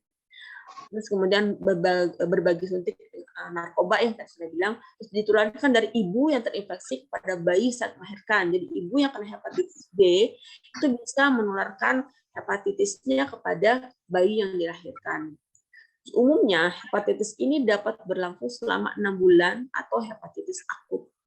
Ya, bila lebih dari 6 bulan, artinya gejala hepatitis ini menjadi kronis, jadi tidak bisa disembuhkan. Ya, dulu saya pernah, alhamdulillah, saya begitu ketahuan hepatitis B, cepat saya tangani, sampai saya obati, dan alhamdulillah 3 bulan pengobatan sudah sembuh. Dan alhamdulillah sampai sekarang sudah berpuluh tahun, Allah kasih sehat, insya Allah semoga selalu sehat. Penyakit hepatitis B ini sering juga terjadi pada bayi yang ditularkan saat proses persalinan. Nah, di sini ibu yang kena hepatitis B biasanya mudah sekali menjadi penularan kepada bayi yang dilahirkan. Nah, jika tidak segera ditangani, hepatitis B dapat meningkat risiko komplikasi penyakit hati lain seperti sirosis hati, kanker hati, dan gagal hati. Ya, jadi memang hepatitis B ini harus disembuh, harus ditangani, harus diobati semaksimal mungkin sehingga kita berharap bisa mendapatkan kesembuhan dari penyakit hepatitis B. Hepatitis C ini merupakan peradangan hati yang disebabkan oleh infeksi virus hepatitis C, HCV. Ya, nah, bila dibiarkan, infeksi ini dapat merusak organ hati dan dapat menimbulkan komplikasi yang serius. Tidak jauh berbeda dengan hepatitis B, sama ya cara penularannya dengan hepatitis B. Jadi melalui kontak darah dan terkontaminasi. Pada kebanyakan virus hepatitis C, darah hepatitis C ini menempel pada jarum suntik yang dipakai bersama-sama untuk obat atau untuk pembuatan tato. Ya, jadi sama hepatitis juga seperti itu. Hepatitis B, hepatitis C itu penularannya kurang lebih sama. Penularan lewat hubungan seksual itu mungkin dapat terjadi, tapi cukup jarang ditemukan. Jadi dibandingkan hepatitis lainnya, hepatitis C termasuk penyakit yang cukup berbahaya. Pasalnya belum ada vaksin yang dapat mencegah hepatitis C. Ya, jadi vaksin baru ada hepatitis B. Oleh sebab itu, dengan menghindari faktor risiko, sangat dianjurkan untuk bebas dari serangan infeksi virus ini. Ya. Hepatitis D, virus hepatitis delta, ya hepatitis D, hepatitis delta adalah jenis hepatitis yang paling jarang ditemukan. Ya, jadi memang masih jarang ditemukan. Jadi walaupun demikian, hepatitis D juga termasuk hepatitis yang cukup berbahaya. Karena hepatitis D merupakan hepatitis yang berkembang biak, ya. Karena itu hepatitis D hanya bisa ditemukan pada penderita hepatitis B. Jadi hepatitis B bisa juga menderita hepatitis D. Jadi dengan adanya hepatitis D dan hepatitis B di dalam tubuh, kedua virus ini dapat menyebabkan gangguan kesehatan yang lebih buruk lagi. Ya. Jadi kalau baiknya hepatitis D dapat dicegah dengan menghasilkan vaksin hepatitis B. Tapi untuk pencegahan ini hanya berhasil pada orang yang belum pernah menderita hepatitis B. Jadi kalau orang yang sudah pernah menderita hepatitis B, maka vaksin hepatitis B D-nya itu tidak akan bisa terbentuk. Terus kemudian hepatitis E. Hepatitis E ini merupakan jenis hepatitis yang cara penularannya hampir mirip dengan hepatitis A. Jadi hepatitis A dan hepatitis E kurang lebih sama. Jadi disebabkan oleh makanan yang terkontaminasi. Dan hepatitis A dan hepatitis E insya Allah bisa disembuhkan. Ya, tidak menjadi hepatitis kronis. Nah, konsumsi daging setengah matang atau mentah, transfusi darah yang terinfeksi itu bisa menjadi faktor resiko terjadinya hepatitis E. Nah, wabah penyakit ini bisa terjadi di negara yang berkembang seperti di Asia termasuk di Indonesia. Ya, sejauh ini belum ada vaksin yang mencegah hepatitis E sehingga kita harus menjaga gaya hidup dan pola hidup yang sehat. Ya, jadi hepatitis E dan hepatitis A itu kurang lebih sama. Ya, tipikal penularannya dan penyembuhannya, faktor risikonya juga kurang lebih sama. Terus ada juga lagi hepatitis yang non-virus. Hepatitis non-virus itu seperti hepatitis alkoholik, jadi hepatitis pada orang-orang yang alkoholik, ya, yang konsumsi alkohol, dan hepatitis autoimun. Jadi terjadi ketika sistem imun tubuh menyerang sel-sel hati. Ya biasanya orang-orang yang gangguan autoimun itu kan penyakitnya bisa beda-beda ya. Tidak mesti gangguan itu berbeda-beda untuk setiap orang. Jadi ada yang menyerang di kulitnya, ada yang kena ke paru-parunya, ada yang menyerang kepada sel hatinya juga ada yang menyerang ke tulang. Jadi ada yang gangguan hepatitis autoimun yang disebabkan oleh gangguan autoimun yang menyerang pada sel hati. Jadi, penyakit hepatitis ini belum diketahui, tapi ada kemungkinan disebabkan oleh kelainan genetik yang berkembang akibat faktor lingkungan. Jadi, jika tidak ditangani dengan tepat, hepatitis autoimun dapat berujung pada pengerasan hati dan kegagalan fungsi hati. Jadi kena juga sirosis, ya. Jadi walaupun bukan penyakit menular, penyakit ini tidak dapat dicegah. Gejala yang dialami penderita pun bervariasi, mulai dari nyeri sendi, mual, hingga munculnya penyakit kuning. Jadi bila sudah parah, hepatitis autoimun itu dapat menyebabkan asites dan penumpukan cairan pada perut dan kebingungan mental. Jadi biasanya perutnya akan membesar, terisi oleh cairan, ya, pada hepatitis autoimun. Nah, dari penyakit ada yang mau ditanya sebelum kita masuk ke herbal ini. Kita mau langsung penyakit herbal ya. Jadi ini saya sudah rangkum dari buku herbal farmakoterapi. Jadi di sini kita bisa milih sebenarnya herbal untuk penyakit itu banyak sekali, ya. Rupanya, maka saya bilang, masya Allah gitu, obat-obatan yang bisa kita gunakan untuk penyakit hati itu banyak sekali. Di sini sudah terpilah, di sini ada seperti abuta. Nanti lihat ya, lihat sendiri di Google lah, abuta itu apa sih gitu ya, tanamannya seperti apa. Jadi kalau saya bilang, saya kasih kartu gambar itu pasti nggak akan ngerti juga. Tapi kalau kita seperti ini, tanamannya seperti ini. Jadi tinggal lihat dari namanya. Kalau nama ini, insya Allah semuanya sama. Jadi kita buka abuta. Abuta itu seperti apa sih tanamannya? Ya, nanti lihat. Jadi abuta ini bisa sebagai obat untuk penyakit hati yang berupa zondik kuning. Jadi kuning pada kulit, kuning pada matanya kuning. Ya, terus ada akasia. Akasia itu untuk pengobatan hepatitis. Ada acerola. Dokter, ya. Ini di screen ada coret-coretan nih dok, jadi kurang nyaman. Bisa tolong di stop dulu screen sharingnya lalu dibuka lagi dok supaya coretnya hilang dok. Terima kasih. Oke. Nanti ya. Oke.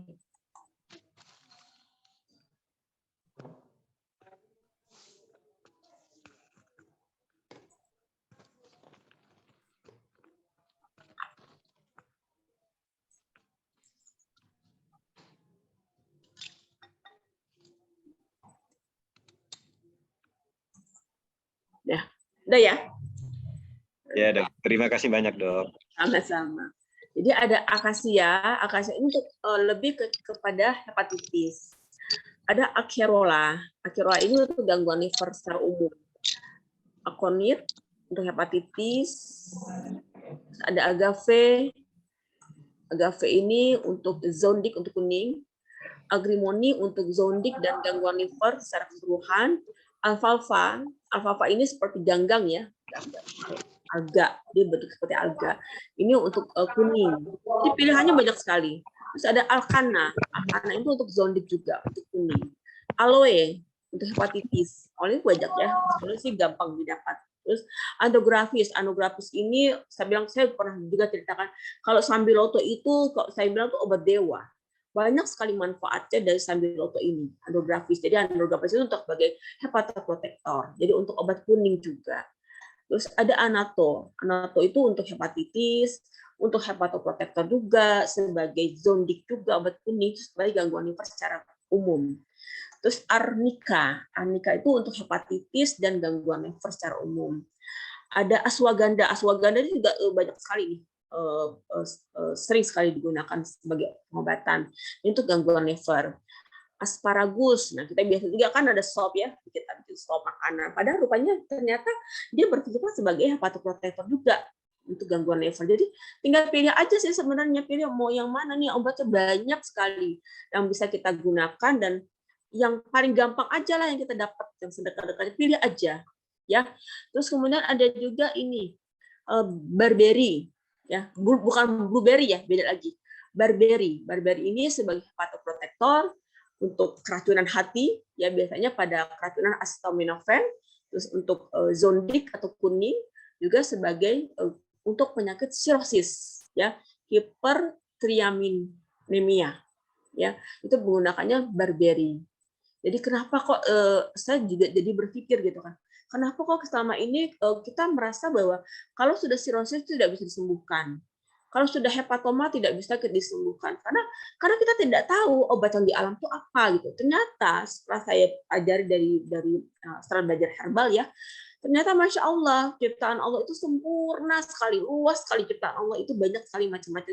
Dari penyakit hati ini aja sudah banyak sekali nih. Ternyata herbal-herbal selama ini kita belum tahu, nah ternyata rupanya bisa loh sebagai obat untuk sirosis gitu. Padahal sirosis itu tidak bisa disembuhkan kalau dari pengobatan konvensional. Ternyata ada loh obatnya gitu. Ya, terus Bellis perennis itu untuk gangguan liver. Betoni untuk hepatitis dan hepatoprotektor. Bilberry, ada barberry, ada bilberry, ya, bilberry ini untuk gangguan liver. Bechohos juga termasuk yang banyak juga nih manfaatnya. Bechohos ini untuk gangguan liver.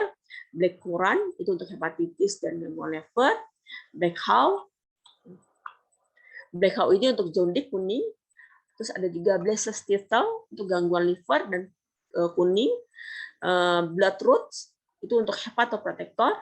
Glucohos untuk kanker hati. Ini untuk kanker hati nih ya, banyak sekali kanker hati yang tidak tertolong ya, memang ternyata kita tahu sudah kena hepatoma. Ini kakek saya kena hepatoma gitu kan. Ya, memang ya kaderullah ya, saya juga belum belajar herbal yang memang sudah takdir, tapi ternyata begitu saya pelajari herbal, oh ada loh obatnya gitu, Masya Allah ya. Terus blue flag untuk jandik atau kuning, terus pembersih lever untuk juga gangguan lever ya. Terus Bordeaux itu untuk gangguan lever dan hepatoprotektor. Ada Boneset, namanya lucu-lucu ya. Ada Boneset untuk jaundik atau gangguan lever, terus Boswellia untuk hepatitis C ya, dan toksisitas liver. Jadi hepatitisnya kan termasuk hepatitis yang agak sulit ya untuk diobati. Ternyata bisa juga loh pakai Boswellia ya untuk hepatitis C dan untuk toksisitas liver. Burdock untuk hepatoprotektor dan gangguan liver. Calendula itu untuk zondik, kanker hati dan gangguan liver. Ada cardamom untuk gangguan liver, cargueca untuk gangguan liver dan hepatoprotektor, ada askara untuk gangguan liver, ada catclaw untuk sirosis, gangguan liver dan hepatoprotektor, chamomile untuk gangguan liver. Chamomile kita banyak pakai untuk bikin teh nih, ya, teh dari chamomile. Itu ternyata bagus juga untuk gangguan liver. Caparal untuk toksisitas liver, jadi keracunan pada hati biasanya karena obat-obatan ataupun hal lain. Terus gangguan fungsi metabolik liver itu bisa juga menimbulkan caparal. Chia itu gangguan liver, chia itu bentuk biji-bijian misalnya ya. Terus chickweed untuk hepatitis B, cinnamon gangguan liver, ini biasanya seringlah kita menggunakan cinnamon ya, ternyata bagus juga untuk gangguan liver. Club moss untuk gangguan liver, Codonopsis untuk hepatoprotektor, Coleus untuk gangguan liver, Couchgrass untuk gangguan liver, cranberry untuk gangguan liver juga. Terus ada juga namanya bitter parsley. Ini untuk hepatitis C juga, ya. Terus Devirtol untuk hepatoprotektor. Ada Dongquai untuk hepatitis, cirrhosis dan hepatoprotektor. Ada elder untuk gangguan liver, English ivy untuk gangguan liver, eucalyptus untuk hepatoprotektor. Eucalyptus kita banyak pakai ya. Itu juga ternyata bisa juga untuk hepatoprotektor. Ada evening primrose, jadi bunga evening primrose itu bunga tempat. Jadi biasa untuk hepatitis B ternyata. Ya, ada eyebright jadi zondit gangguan liver, ada fenugreek ini kelabet ya, gangguan liver dan hepatoprotektor. Jamu nih biasanya ibu jamu juga sering pakai, ternyata bisa juga untuk gangguan liver dan hepatoprotektor. Ada flax untuk hepatoprotektor, ada 40 untuk gangguan liver, garnicia untuk hepatoprotektor, garlic untuk toksisitas hati, dan ginger atau jahe ya untuk hepatitis, gangguan liver dan toksisitas hati. Terus kemudian ginkgo untuk hepatitis B, ya, Globe Artichoke untuk hepatoprotektor dan jaundice, goji itu untuk hepatoprotektor dan toksisitas hati, goat insel untuk hepatitis, jaundice, gangguan liver, penyakit hati pada alkoholik, gotukola itu pegagan ya, penyakit hati pada alkoholik, gangguan hati, hepatitis, dan jaundice. Ini gampang sekali obatnya, kalau di Indonesia itu banyak sekali, mudah didapat. Grapeseed, bijinya ya, bijinya apa? Anggur itu bisa untuk hepatoprotektor dan sirosis, bijinya tapi ya, bukan buahnya. Nah, kalau buahnya untuk gangguan liver secara umum. Jadi kalau kita makan anggur untuk gangguan liver bisa buahnya dikonsumsi. Tapi kalau bijinya tidak dimakan ya tidak menjadi pelindung untuk liver. Jadi kalau makan anggur itu semuanya dimakan rupanya. Buahnya dan bijinya juga kita makan ya.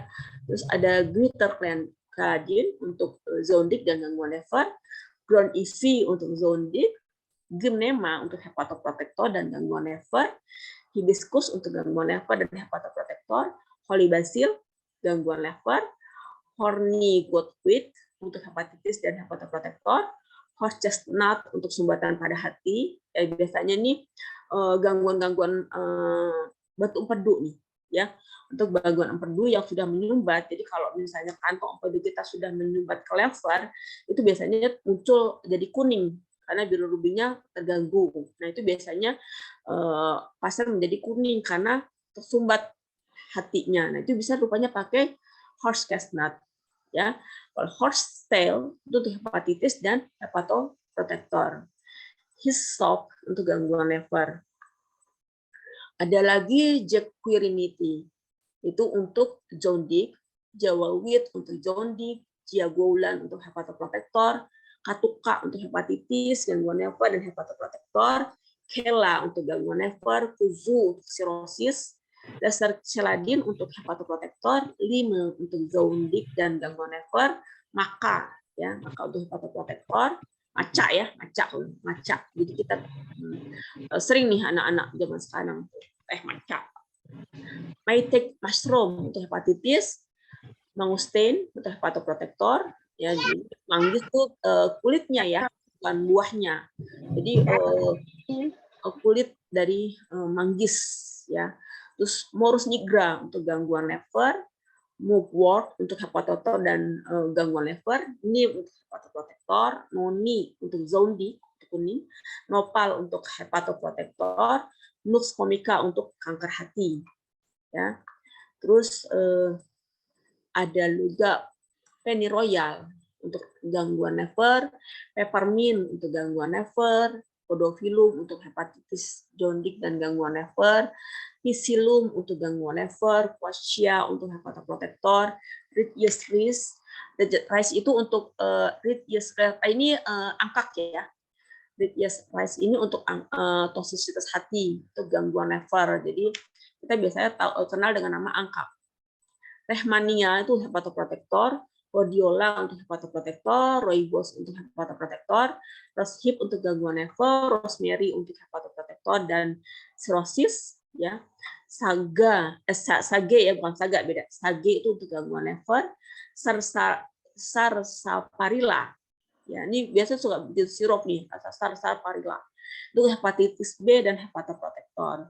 Scotch broom untuk jaundice, gangguan liver, shiitake mushroom untuk hepatitis B dan hepatoprotektor. Skull cap untuk hepatitis, gangguan liver dan hepatoprotektor. Sorrel untuk jaundice, soy untuk hepatitis. Ya. Jadi rupanya kedelai itu bisa juga untuk hepatitis. Sweet wort growth untuk hepatitis, jaundice dan gangguan liver. Tamarin ya untuk zondik dan gangguan nefar. Ini ya kunyit ya untuk zondik dan gangguan nefar. Tansi untuk zondik gangguan nefar ya, di gangguan nefar di sini kalau tansi ini untuk meningkatkan nafsu makan dan meringankan rasa sakit ya.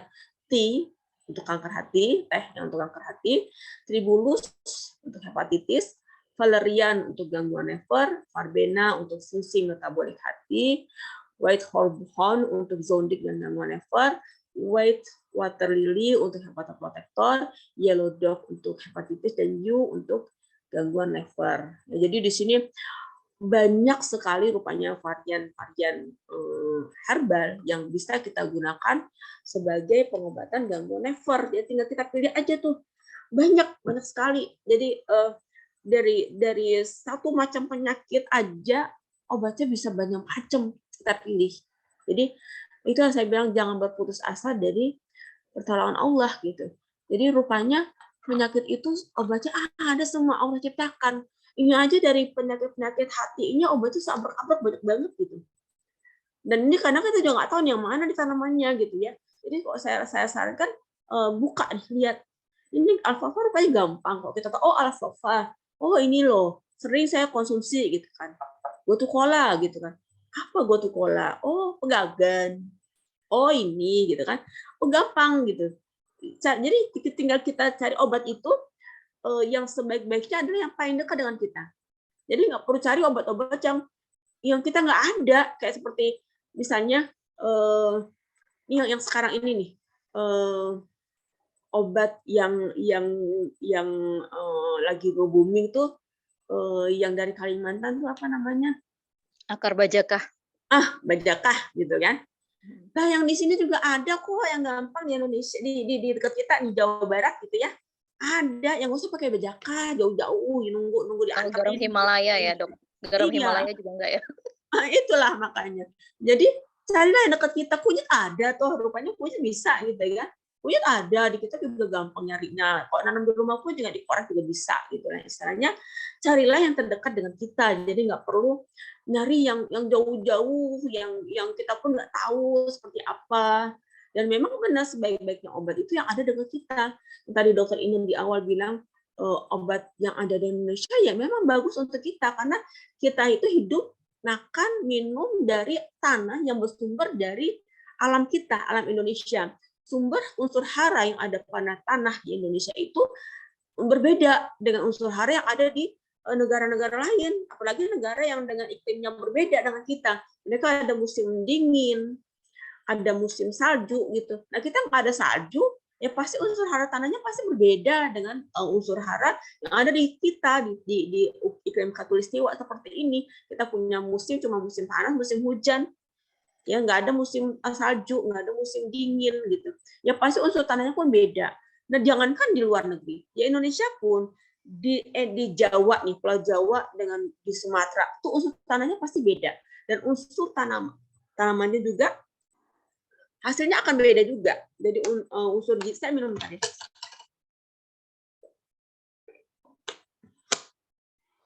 Jadi nilai kandungan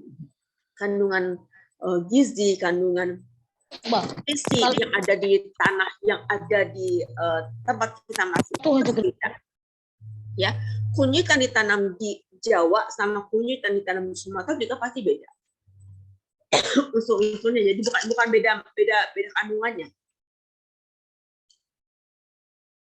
Yang pasti kualitasnya bisa berbeda-beda. Makanya ada yang kayak seperti saya orang Aceh.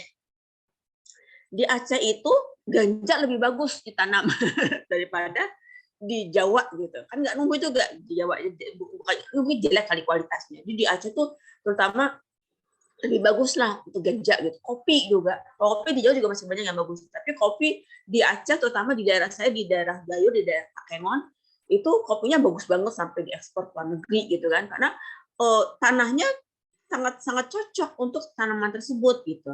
Jadi kopi di Jawa juga banyak, tapi mungkin kualitasnya bisa berbeda dengan kopi yang ada di Gayo gitu ya, atau seperti kunyit gitu misalnya. Kunyit rupanya di daerah Bandung bisa lebih bagus daripada kunyit di daerah Jawa, di daerah Jakarta gitu misalnya ya. Ya beda gitu. Jadi tapi unsur-unsur kimia senyawa aktif yang ada di tanaman sama. Ada kurkumin juga gitu, tapi mungkin kualitasnya bisa beda. Kualitasnya lebih bagus yang ada di Bandung mungkin daripada yang ada di Depok gitu misalnya. Jadi memang bisa berbeda-beda tergantung dari tanahnya itu suburnya untuk apa gitu. Jadi nggak perlu kita mencari obat yang jauh-jauh kemana-mana, yang sudah dekat dengan kita aja nih. Kalau kita orang Bandung ya cari di Bandung gitu misalnya. Kalau kita orang Depok ya cari di Depok, orang Bekasi ya cari yang ada di Bekasi. Mungkin tanaman-tanaman yang ada di Bekasi itu pegagan gitu ya. Pegagan yang ada di Bekasi karena kita memang tinggalnya di Bekasi, kita makan minum dengan unsur yang ada di tanah Bekasi, ya mungkin lebih bagus tuh tanamannya kita tanam di Bekasi itu misalnya seperti itulah ya, kiasannya seperti itu. Jadi memang herbal itu yang sebaik-baiknya ada yang terdekat dengan kita. Jadi di rumah saya tanaman beberapa macam tanaman herbal gitu. Jadi kalau misalnya sakit tinggal petik aja, itu enak, memang nikmat banget gitu.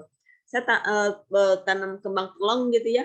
Jadi waktu saat gangguan mata tinggal ambil bunganya ditetes sembuh. Itu masya Allah nikmat yang Allah kasih, kita bisa berobat, kita bisa sembuh dari sakit yang kita derita cuma dengan ambil tanaman yang ada di sekitar kita.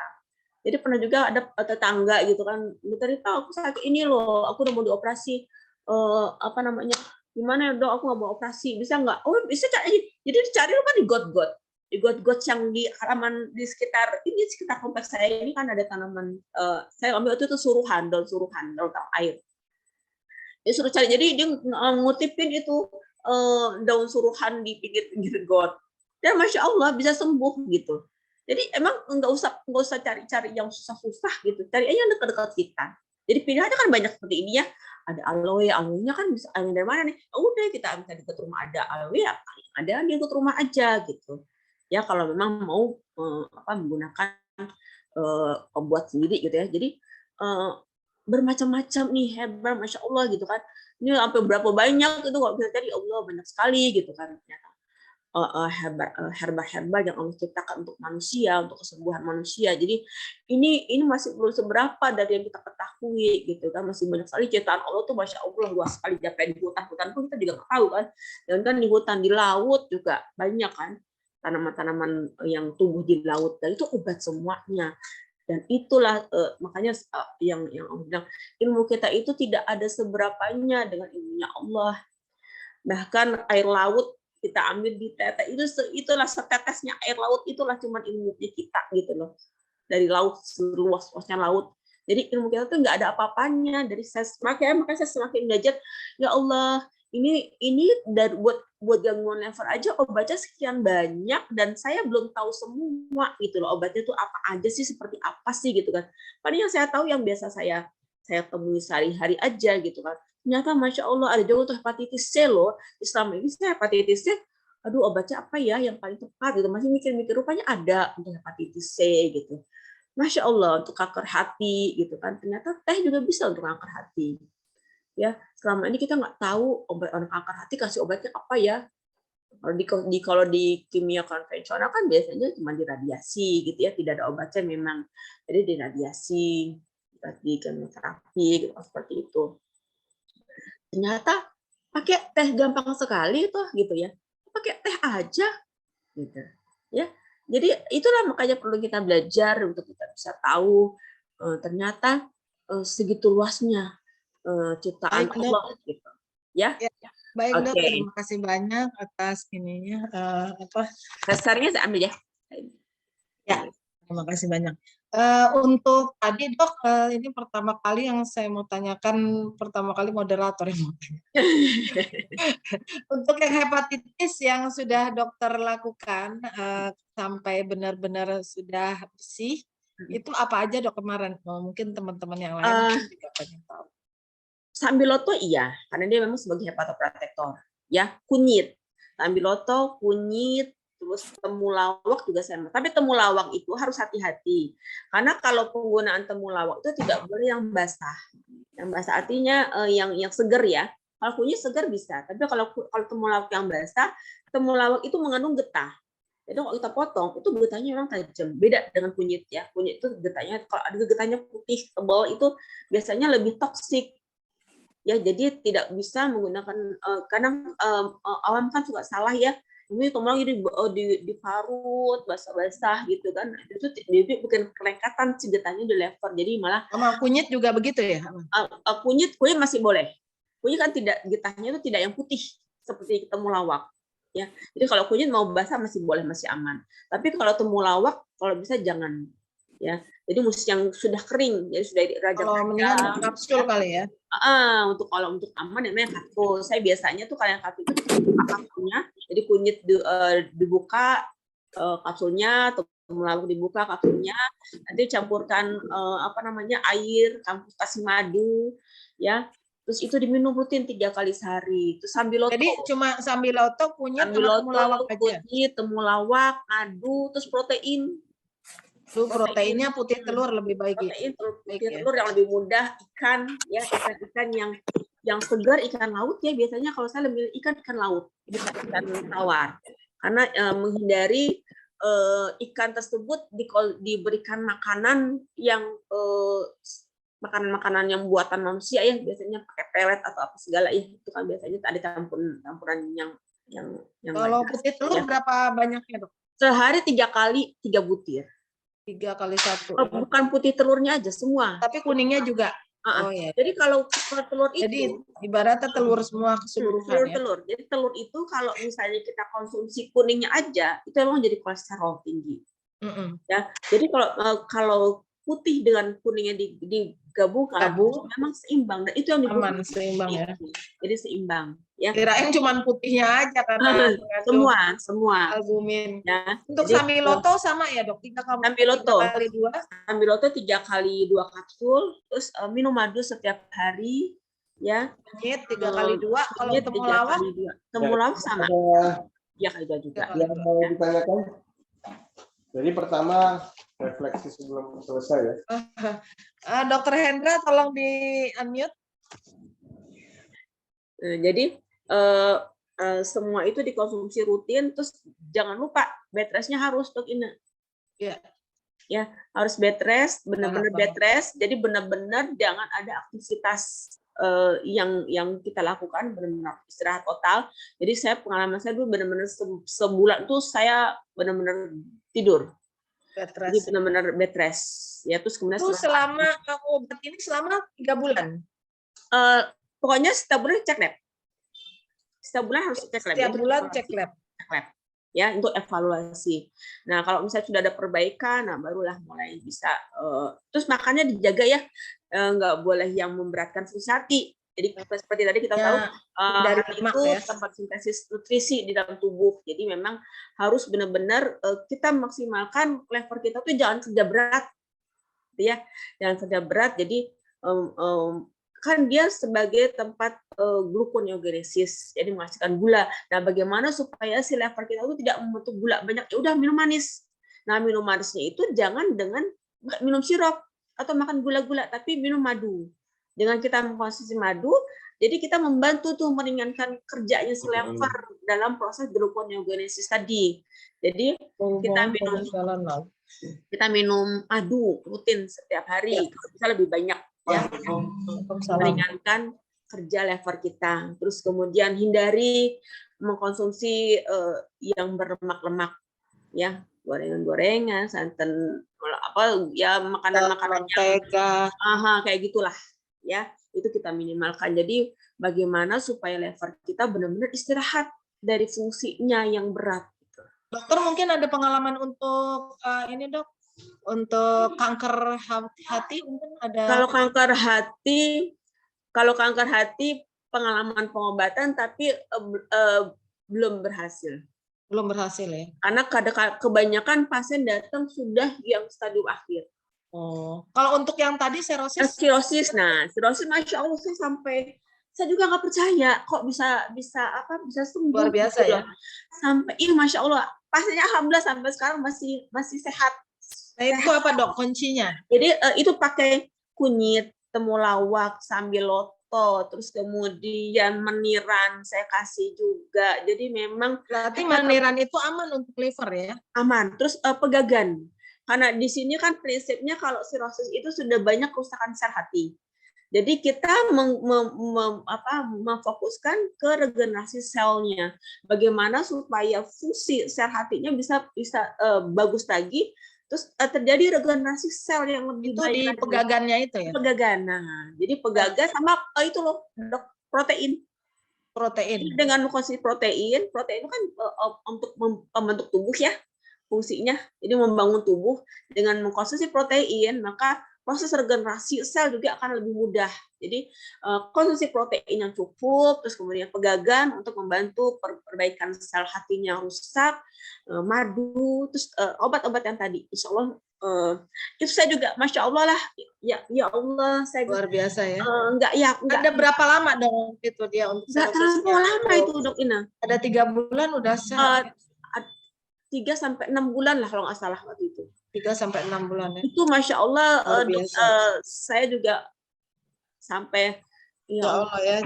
itu semua. Sebenarnya sih sirosis kalau dia udah nggak ini, mamanya dia beralkohol, nggak alkohol dia udah bisa stop.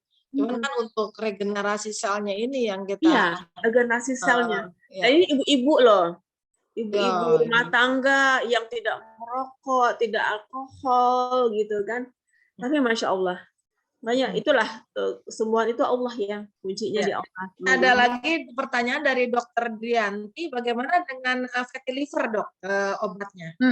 Kalau fatty liver, jadi karena fatty liver itu kan permasalahannya karena lemak nih, Perlemakan lemaknya hati, tinggi. ya. Jadi kita bantu lagi dengan herbal yang untuk meluruskan lemak. Jadi bisa pakai zaitun, bisa pakai bawang putih, bisa fish oil juga bisa. Jadi obat yang tadi itu kita tambahkan lagi dengan obat-obatan untuk lemaknya. Ya, bawang putih lebih bagus karena bawang putih itu berperan juga sebagai antioksidannya tinggi ya, antioksidan tinggi. Jadi berperan juga untuk mencegah terjadinya kerusakan yang lebih dari sel tadi. Jadi jangan sampai berkembang menjadi fibrosis. Gitu. Ya. Nah tadi juga ada pertanyaan dari peserta hubungannya liver dengan pembekuan darah tadi, faktor pembekuan darah mungkin bisa.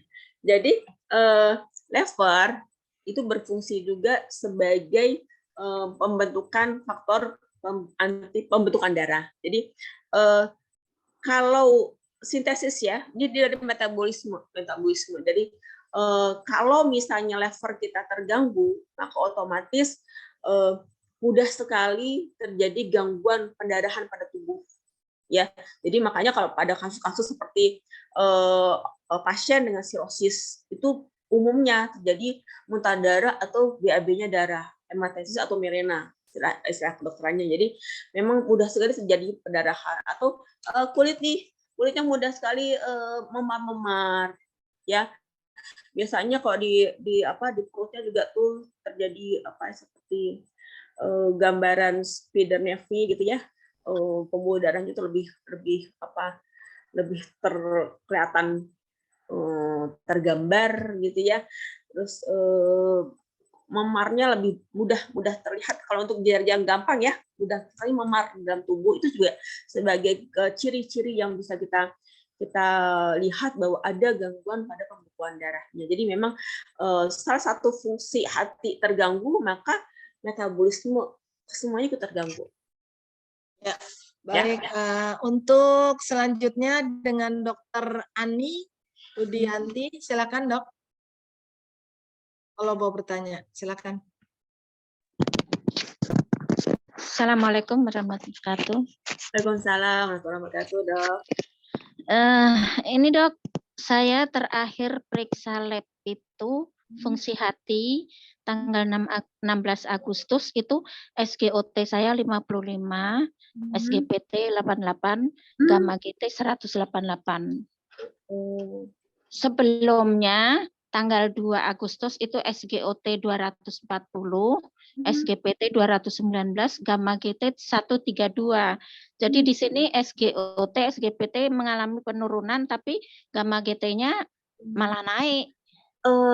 dokter sudah pernah periksa HBsAg, anti HBsAg, HAV atau yang lainnya, Dok? Kalau ini di tempat kerja saya ini, saya rutinnya itu glukosa darah, HbA1c, terus itu liver hati, lemak, terus ginjal. Kalau ginjal ini nggak masalah. Coba tolong periksa itu, Dok. HBsAg, anti HBs, HAV, HCV. Jadi lebih ke virus marker ya. Virus markernya, Dok, coba diperiksa, Dok. Oh, Karena kalau gamma GT tinggi itu biasanya menjurus ke hepatitis kronis, Dok. Oh ya. Ya, jadi tolong diperiksa. Jadi jangan cuma pemeriksaan OTPT aja, gamma GT. Ya. Jadi kenapa itu bisa tinggi? Pasti ada sebabnya. Ya. HBsAg, terus Virus apalagi? virus markernya semuanya aja, Dok. Ya, Virus markernya aja semuanya. virus marker ya. Ya, virus marker aja biar semuanya terdeteksi. Semuanya aja terdeteksi, Dok. Oh ya. Oh itu biasa kalau di ini ya di lab luar kali ya. Lab minta virus marker aja. Karena enggak logikanya, Dok, tidak mungkin OTPT kita tinggi, apalagi HP gamma GT-nya tinggi kalau nggak ada sebabnya. Pasti ada sebabnya gitu. Ya. Oh, ya. Jadi saya kalau sudah gamma GT tinggi, itu menjurus ke hepatitis kronis, Dok. Ya, bismillah, tapi tetap dokter selama ini minum obat apa? Saya waktu sampai 2 Agustus itu saya tuh dikasih obat-obat diabetes, obat-obat kolesterol, terus saya dari habatus sauda saya juga minum, terus kalau nggak salah dari pernah beli kayak minyak ikan itu ya, itu juga saya minum. Terus akhirnya karena begitu semua tinggi, terus dokternya bilang udah berhentiin aja obat. Jadi saya sampai sekarang saya nggak minum obat kecuali habatus sauda aja. Sama kemarin ya karena batuk ya saya minum Sambiloto. Jadi saya saya masih HB ya, Dok ya. Ya belum sama madu ya saya cairkan dengan air. Jadi sebaiknya saya minum dicoba, Dok, untuk yang mudahnya didapat aja dulu ya, Dok ya, yang mudah didapat. Coba dokter minum Sambiloto sebagai hepatoprotectornya, terus kemudian Sambiloto, terus berupa kapsul atau apa ini? Ya kapsul aja deh, Dok, karena sudah ini ya, jadi kita memang perlu dosis di sini berperannya, dosisnya itu berperan banget. Jadi Sambiloto, terus kemudian Pegagan boleh, Dok, diminum ya. Pegagan. Pegagan. Kapsul juga ya. Kapsul aja ya. Ya. Berapa ini? 3 kali 2 kapsul kalau yang bentuknya serbuk, Dok. Tapi kalau di Sambiloto ya. Kalau di ekstrak murni boleh 3 kali 1. Oh. Ekstrak bagaimana? Ekstrak murni. Jadi ada ekstrak murni, ada yang untuk serbuk, Dok. Oh ya. Kalau serbuk itu maksudnya yang di kapsul itu? Di kapsul tapi dalam bentuk serbuk. Jadi tanamannya dihaluskan, itu namanya serbuk. Oh ya. Kalau ekstrak itu tanamannya diekstraksi. Nah itu namanya ekstrak murni gitu ya. Jadi itu Pegagan 3 kali 1. 3 kali 1 atau 3 kali 2 tergantung nanti dokter dapatnya apa ya. Iya. Terus kemudian nanti saya japri aja kalau misalnya saya dapat data ya. Terus ini, Dok, kunyit ya. Kunyit, temulawak. Itu berupa apa kapsul juga? Kapsul berapa kali ini? 3 kali 2 kapsul. 3 kali 2. Jadi semua 3 kali 2 ya? 3 kali 2. Sambiloto, Pegagan, kunyit, temulawak. Habatus saudanya terus diminum ya, Dok? Habatus saudanya berapa? 3 kali. Dokter oil atau serbuk? Kapsul tapi di dalamnya minyak. Oh, minyak, berarti oil ya. 3 kali 2 cukup. 3 kali 2. Terus kemudian madu ya, Dok. Madu sebanyak-banyaknya. Ya. Oh, madu sebanyak-banyaknya ya. Madu asli ya, Dok. Kemarin saya sempat minum madu Yaman. Saya beli di menantunya Habib Rizik. Oh. Tapi kalau itu udah habis. Dia agak panas ya, Dok ya. Oh, agak jadi panas. madu apa sebaiknya? Kalau saya pakai madu yang ada di Indonesia. Oh iya. Tadi pagi kebetulan habis saya minum madu yang dari Indonesia, rasanya beda. Beda, memang beda. Enak yang dari Yaman. Betul, betul. Makanya kalau madu Yaman itu dosisnya juga nggak terlalu banyak, Dok. Beda ya. Jadi kalau madu Iya, Yaman iya. mungkin 1 sendok teh cukup, sementara madu kita ya 1 sendok gitu. makan boleh. Karena dia lebih panas. Makanya kan Iya. kadar airnya juga lebih sedikit, Dok. Iya. Kental sekali kalau madu Yaman. Betul. Iya. Jadi sedikit aja 1 sendok teh cukup. Oh, Ya. saya 1 sendok. Memang Jadi beda, kalau madu, memang beda. Gitu. iya. Kalau saya madu pakai- kadang madu dari Sumatera, kadang dari Sumbawa, tapi yang asli. Aldeyi itu. Oh, Iya. Saya biasa beli Aldeyi apa kalau nggak salah Oh, tuh iya. mereknya. Ya. Itu dicampur dengan air campur atau air gimana? boleh, campur air boleh. Iya. Ya, yang penting Banyak-banyaknya. karena kan kondisinya levernya lagi Iya. lemah nih, Dok. Jadi Iya. gimana supaya lever kita tuh tidak beban. Jadi Iya. meminimalkan beban lever kita. Iya, Karena dia iya. plus gluconeogenesis kan di lever, Iya, ya. iya. Ya udah minimalkan supaya Gorengan. minimalkan juga gorengannya, Iya. gitu ya, biar tidak Iya. membebani lever kita. Iya. Terus kemudian proteinnya, Dok, dikonsumsi. Protein. Dari ikan boleh, ikan salmon bagus, telur Protein. boleh, Oh. ya, tahu Gak tempe sebanyak-banyaknya boleh. protein ya. Pokoknya utamakan makan yang paling banyak proteinnya. Protein. Tapi konsumsinya pengolahannya itu tidak boleh yang digoreng gitu ya. Iya. Nah, pokoknya, Tapi saya nggak ada keluhan apa-apa, Dok. nah, itu yang saya bilang asimptomatik banyak sekali. Jadi kita merasa sehat-sehat aja. Ternyata kayak ini dokter aktif masih, tapi ternyata nilai labnya jelek gitu kan. Iya. Mungkin gitu tubuh memberikan sinyal yang jelek kalau ternyata kita tuh normal-normal aja gitu. Iya. Ya, jadi coba nanti virus markernya ya, Dok, ya diperiksa semuanya. Iya. Jadi sih saya berharap bagus-bagus aja gitu ya. Iya. Nanti dievaluasi ya, Dok, per bulan ya, Dok. Per bulan labnya dikontrol. Iya. Nanti boleh saya boleh, Dok, nanti dokter kan ada di grup, nanti bisa konsultasi. Ya, jazakillah khairan kasiran, Dokter. Ya. Untuk pertanyaan ada lagi, Dok. Tadi dokter menyebutkan meniran. Apakah meniran seperti apa fungsinya untuk hepatitis? Meniran tuh untuk imunostimulan sebenarnya, untuk meningkatkan daya tahan tubuh. Jadi kalau misalnya kita lagi ngedrop gitu, kan metabolisme tubuh jadi terganggu semua. Jadi kita bisa bantu dengan mengkonsumsi meniran untuk meningkatkan imunitas kita. Dan dia juga bisa membantu meningkatkan menyehatkan lever juga, hepatoprotektor juga. Ya.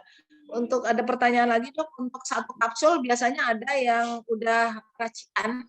Lebih baik mana persatuan-satuan kapsul diminum atau yang udah racikan? Gimana, jadi gini, kalau saya termasuk yang senang pakai yang tunggal, karena tunggal itu saya bisa kayak kita ngeracik obat dulu loh, Dok, obat kimia kan saya waktu kita masih belum paham herbal ya, kita obat ini sekian gitu kan, jadi kita sesuaikan dengan kondisi pasien gitu. Nah sama juga rupanya herbal gitu. Jadi pasiennya begini nih, aku butuhnya ini gitu kan. Jadi kalau jumlahnya jadi banyak. Iya, memang agak banyak, tapi dosisnya lebih tepat karena kebutuhannya kita sesuaikan. Penyembuhannya juga beda ya, Dok. Ya. Kalau misalnya formulasi dalam 1 kapsul itu isinya ada beberapa macam gitu kan. Ini cuma sekian miligram, ini cuma, jadi kalau sayangnya kita mesti minum dosisnya lebih banyak lagi gitu. Kadang-kadang bisa jadi ini kayaknya kurang nih gitu kan. Saya lebih misalnya saya mau memfokuskan di kunyitnya nih yang banyak gitu kan, sementara di formulasi ini kunyitnya cuma sekian gitu. Jadi aku nggak gitu ngerasa srek gitu kalau yang sudah formulasi, yang formulasinya banyak, apalagi yang formulasi banyak. Tapi kalau formulasi paling cuma 2-3 macam, aku lebih milih itu karena memang lebih simpel untuk dikonsumsi pasien gitu kan. Biasanya tuh obat-obatan spesifik untuk seperti CA gitu ya, tumor-tumor itu biasanya lebih formulasi tapi isinya cuma 3 macam atau 2 macam itu boleh formulasi. Tapi kalau yang formulasi isinya banyak itu yang Isinya agak banyak bingung. kurang ya. Kurang. nanti. Efek obatnya jadi Ya, berkurang. dosisnya jadi kurang ya. Baik, kita kasih kesempatan kepada Bu Yalinda. Silakan Bu Yalinda dari Padang nih, Dok. Oh ya. Assalamualaikum warahmatullahi wabarakatuh. Waalaikumsalam. Salam warahmatullahi wabarakatuh.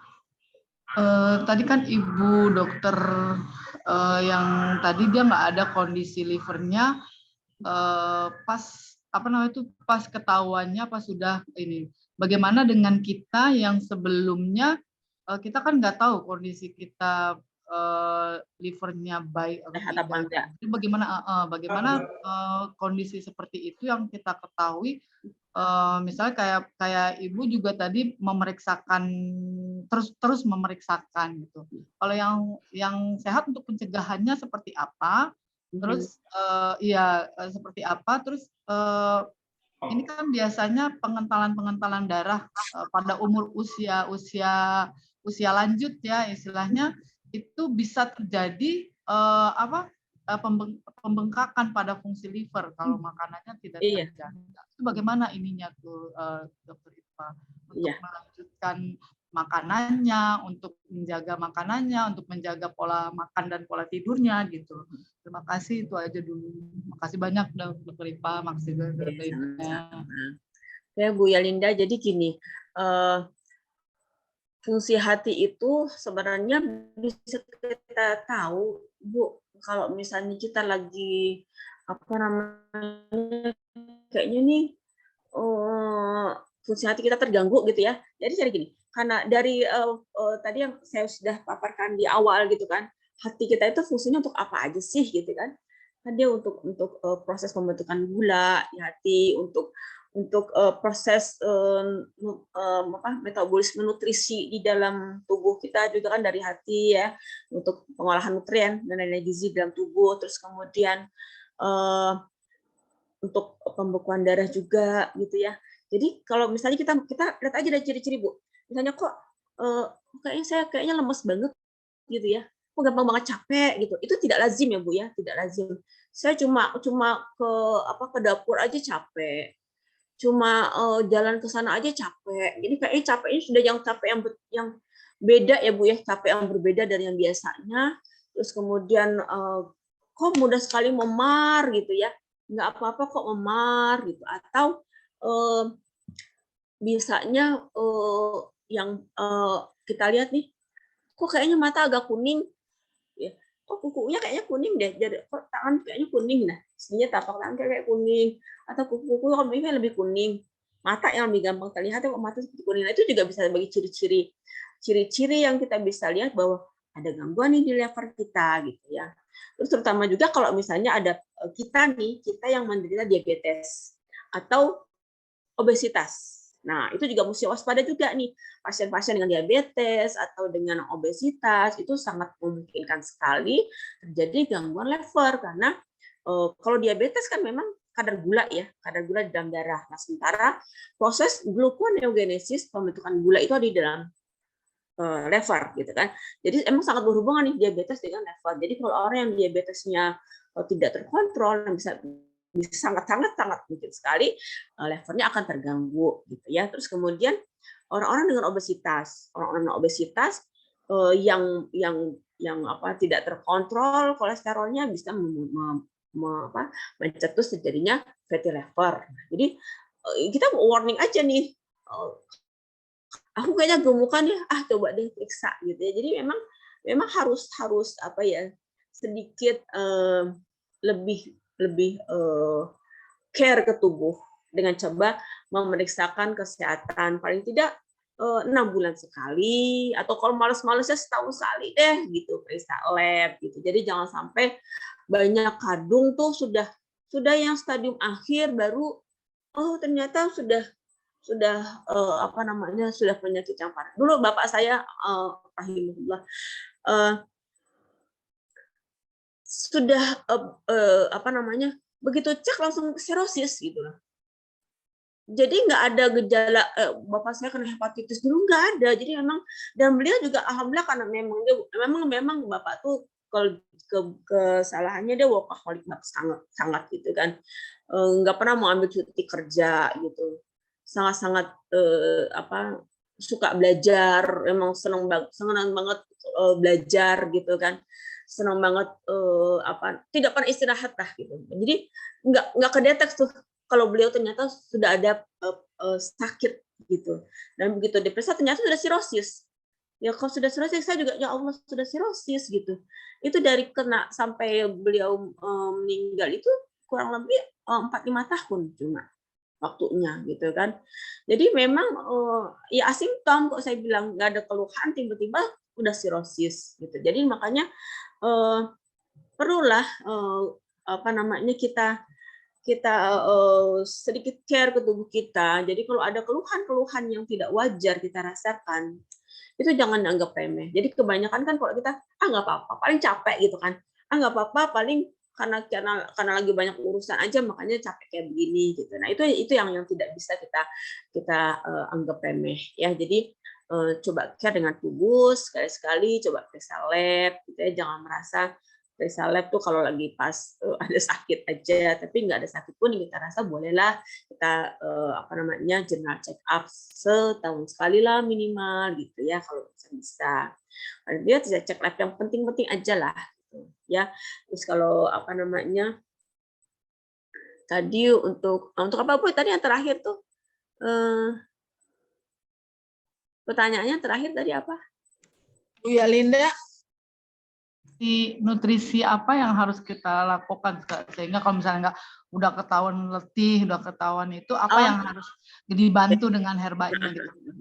Jadi gini, kalau misalnya kita sudah merasa letih gitu kan, oh kok capek banget, nutrisi yang paling aman kita konsumsi itu madu. Ya. Jadi minum madu. Kalau saya memang karena saya dulu pernah ada riwayat fever, jadi kalau saya merasa badan itu saya gampang capek ya, itu saya konsumsi madu. Saya yakini madu karena yang madu itu di Al-Qur'an sebagai obat. Ya. Tapi madu yang asli ya Bu ya.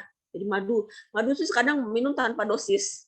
Jadi kadang minum bisa nggak pakai sendok, saya langsung tuang ke mulut gitu kan, karena pakai botol yang agak kecil. Jadi saya tuang langsung. Jadi memang sesanggupnya saya merasa bahwa dengan segitu langsung seger gitu. Itu berarti sudah cukup dosisnya.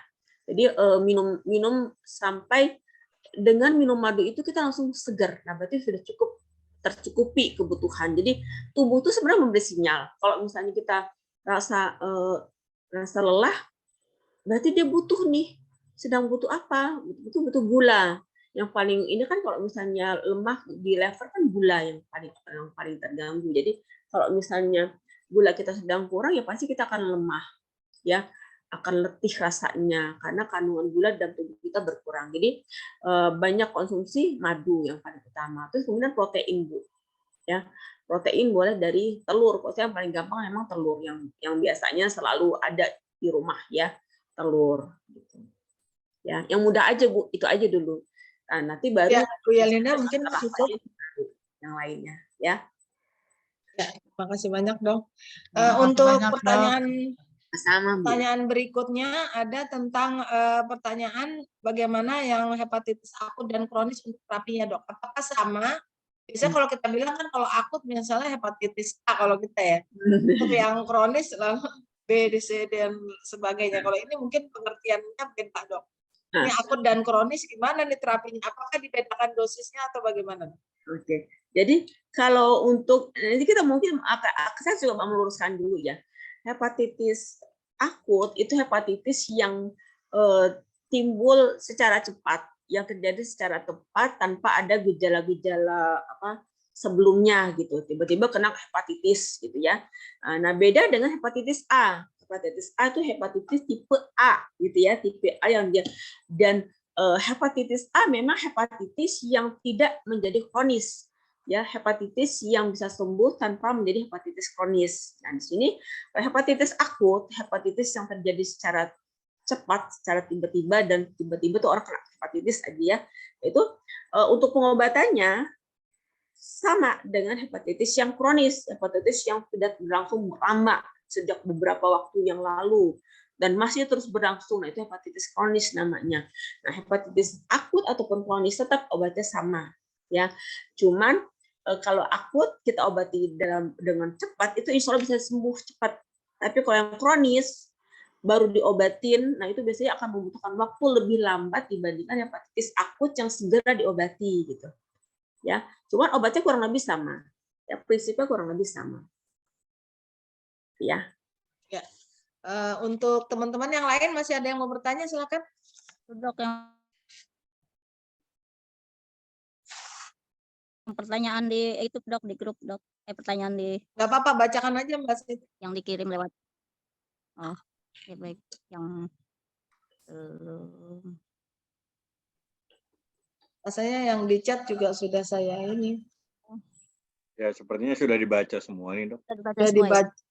Udah saya bacakan. Yang ikterus Untuk, tadi sudah. Ikterus dan herbal. oh ya, ikterus Dok, kalau maksudnya cuman hanya kuning, mungkin orang belum tahu ini hepatitis apa, tapi hanya kuning aja, bisa diterapi dengan herbal apa Dok yang bagus? Gini, kalau untuk kuning, nah kuning itu bisa sekali bukan hanya karena hepatitis ya, tapi bisa juga karena ada penyumbatan pada saluran empedu. Ya, orang yang mengalami gangguan batu empedu, di mana batu empedu itu menyumbat saluran kantong empedu, sehingga aliran sirkulasi cairan empedu jadi terganggu ke lever. Nah, itu bisa menyebabkan terjadinya kuning, di mana bilirubinnya menjadi terganggu. Nah, itu biasanya kuningnya karena batu empedu. Nah, batu empedu juga sebenarnya bisa diobatin ya. Insya Allah pasien-pasien saya dengan gangguan batu empedu itu Masya Allah, alhamdulillah rata-rata semuanya terbantu. Ya, jadi biasanya saya menggunakan pengobatan sama, pakai kunyit, pakai temulawak, cuman kita tambahkan dengan tempuyung, ya. Tempuyung itu untuk membantu menghancurkan batunya, ya. Terus kita tambahkan lagi kumis kucing. Kumis kucing sebagai diuretik untuk membantu memudahkan keluarnya si batu tadi, ya. Terus kemudian satu lagi tambah cuka apel. Cuka apel karena dia kan sifatnya asam ya, jadi membantu. Nah, cara minumnya gimana Dok? Soalnya banyak yang pada salah minum. Kalau cuka apel bisa dicampurkan dengan kalau saya suka itu dibuka, ya. Misalnya kunyit 2 kapsul dibuka, ya, temulawak 2 kapsul dibuka, campurkan air, campurkan madu, campurkan cuka apelnya, ya, terus diminum. Terus kemudian kalau yang kapsulnya sendiri aja, yang cuka apelnya seberapa? Cuka apel seberapa? Kok satu ini aja, satu stroke ini aja. 1 sendok ya. Terus 1 sendok makan. Oh, sendok makan. Nah, terus kalau untuk apa namanya yang rasanya bisa berbeda kayak kumis kucing sama tempuyung kan nggak kalau dicampur sama kunyit, madu, cuka apel dan itu rasanya jadi nggak gitu enak. Saya bikin formulasi itu yang kira-kira kita minum enak gitu loh. Jadi kalau cuka apel campur kunyit, campur temulawak, campur madu itu diminum rasanya seger. Gitu ya. Nah, itu diminum bareng-bareng, cuman nanti kumis kucing sama tempuyungnya kita minum kapsulnya aja langsung kita sendiri. Oh, gitu. Jadi terpisah. Jadi terpisah gitu. Jadi ini seninya minum obat. Iya, iya. Minum obat, jadi obat itu tidak menjadi beban. Jadi obat itu dijadikan sebagai nikmat gitu kita minum. Oh ya. Kalau pakai inian dok pakai haba soda, pakai soda kue sama soda sama garam Himalaya sama madu, boleh nggak tuh? Boleh aja, tapi saya belum ada pernah pengalaman dengan itu. Jadi yang kalau pengalaman saya lebih memilih yang cuka apel ya. Kalau soda kan itu bukan bagian dari herbal ya, kalau soda ya. Jadi saya nggak pakai itu. Jadi saya pakai yang cuka apel. Ya, nah, itu banyak kesalahan pada betul. Nah, banyak juga dok cuka apel yang punya kronis mah kronis ya itu banyak kesalahan. Nah, itu gimana dok itu?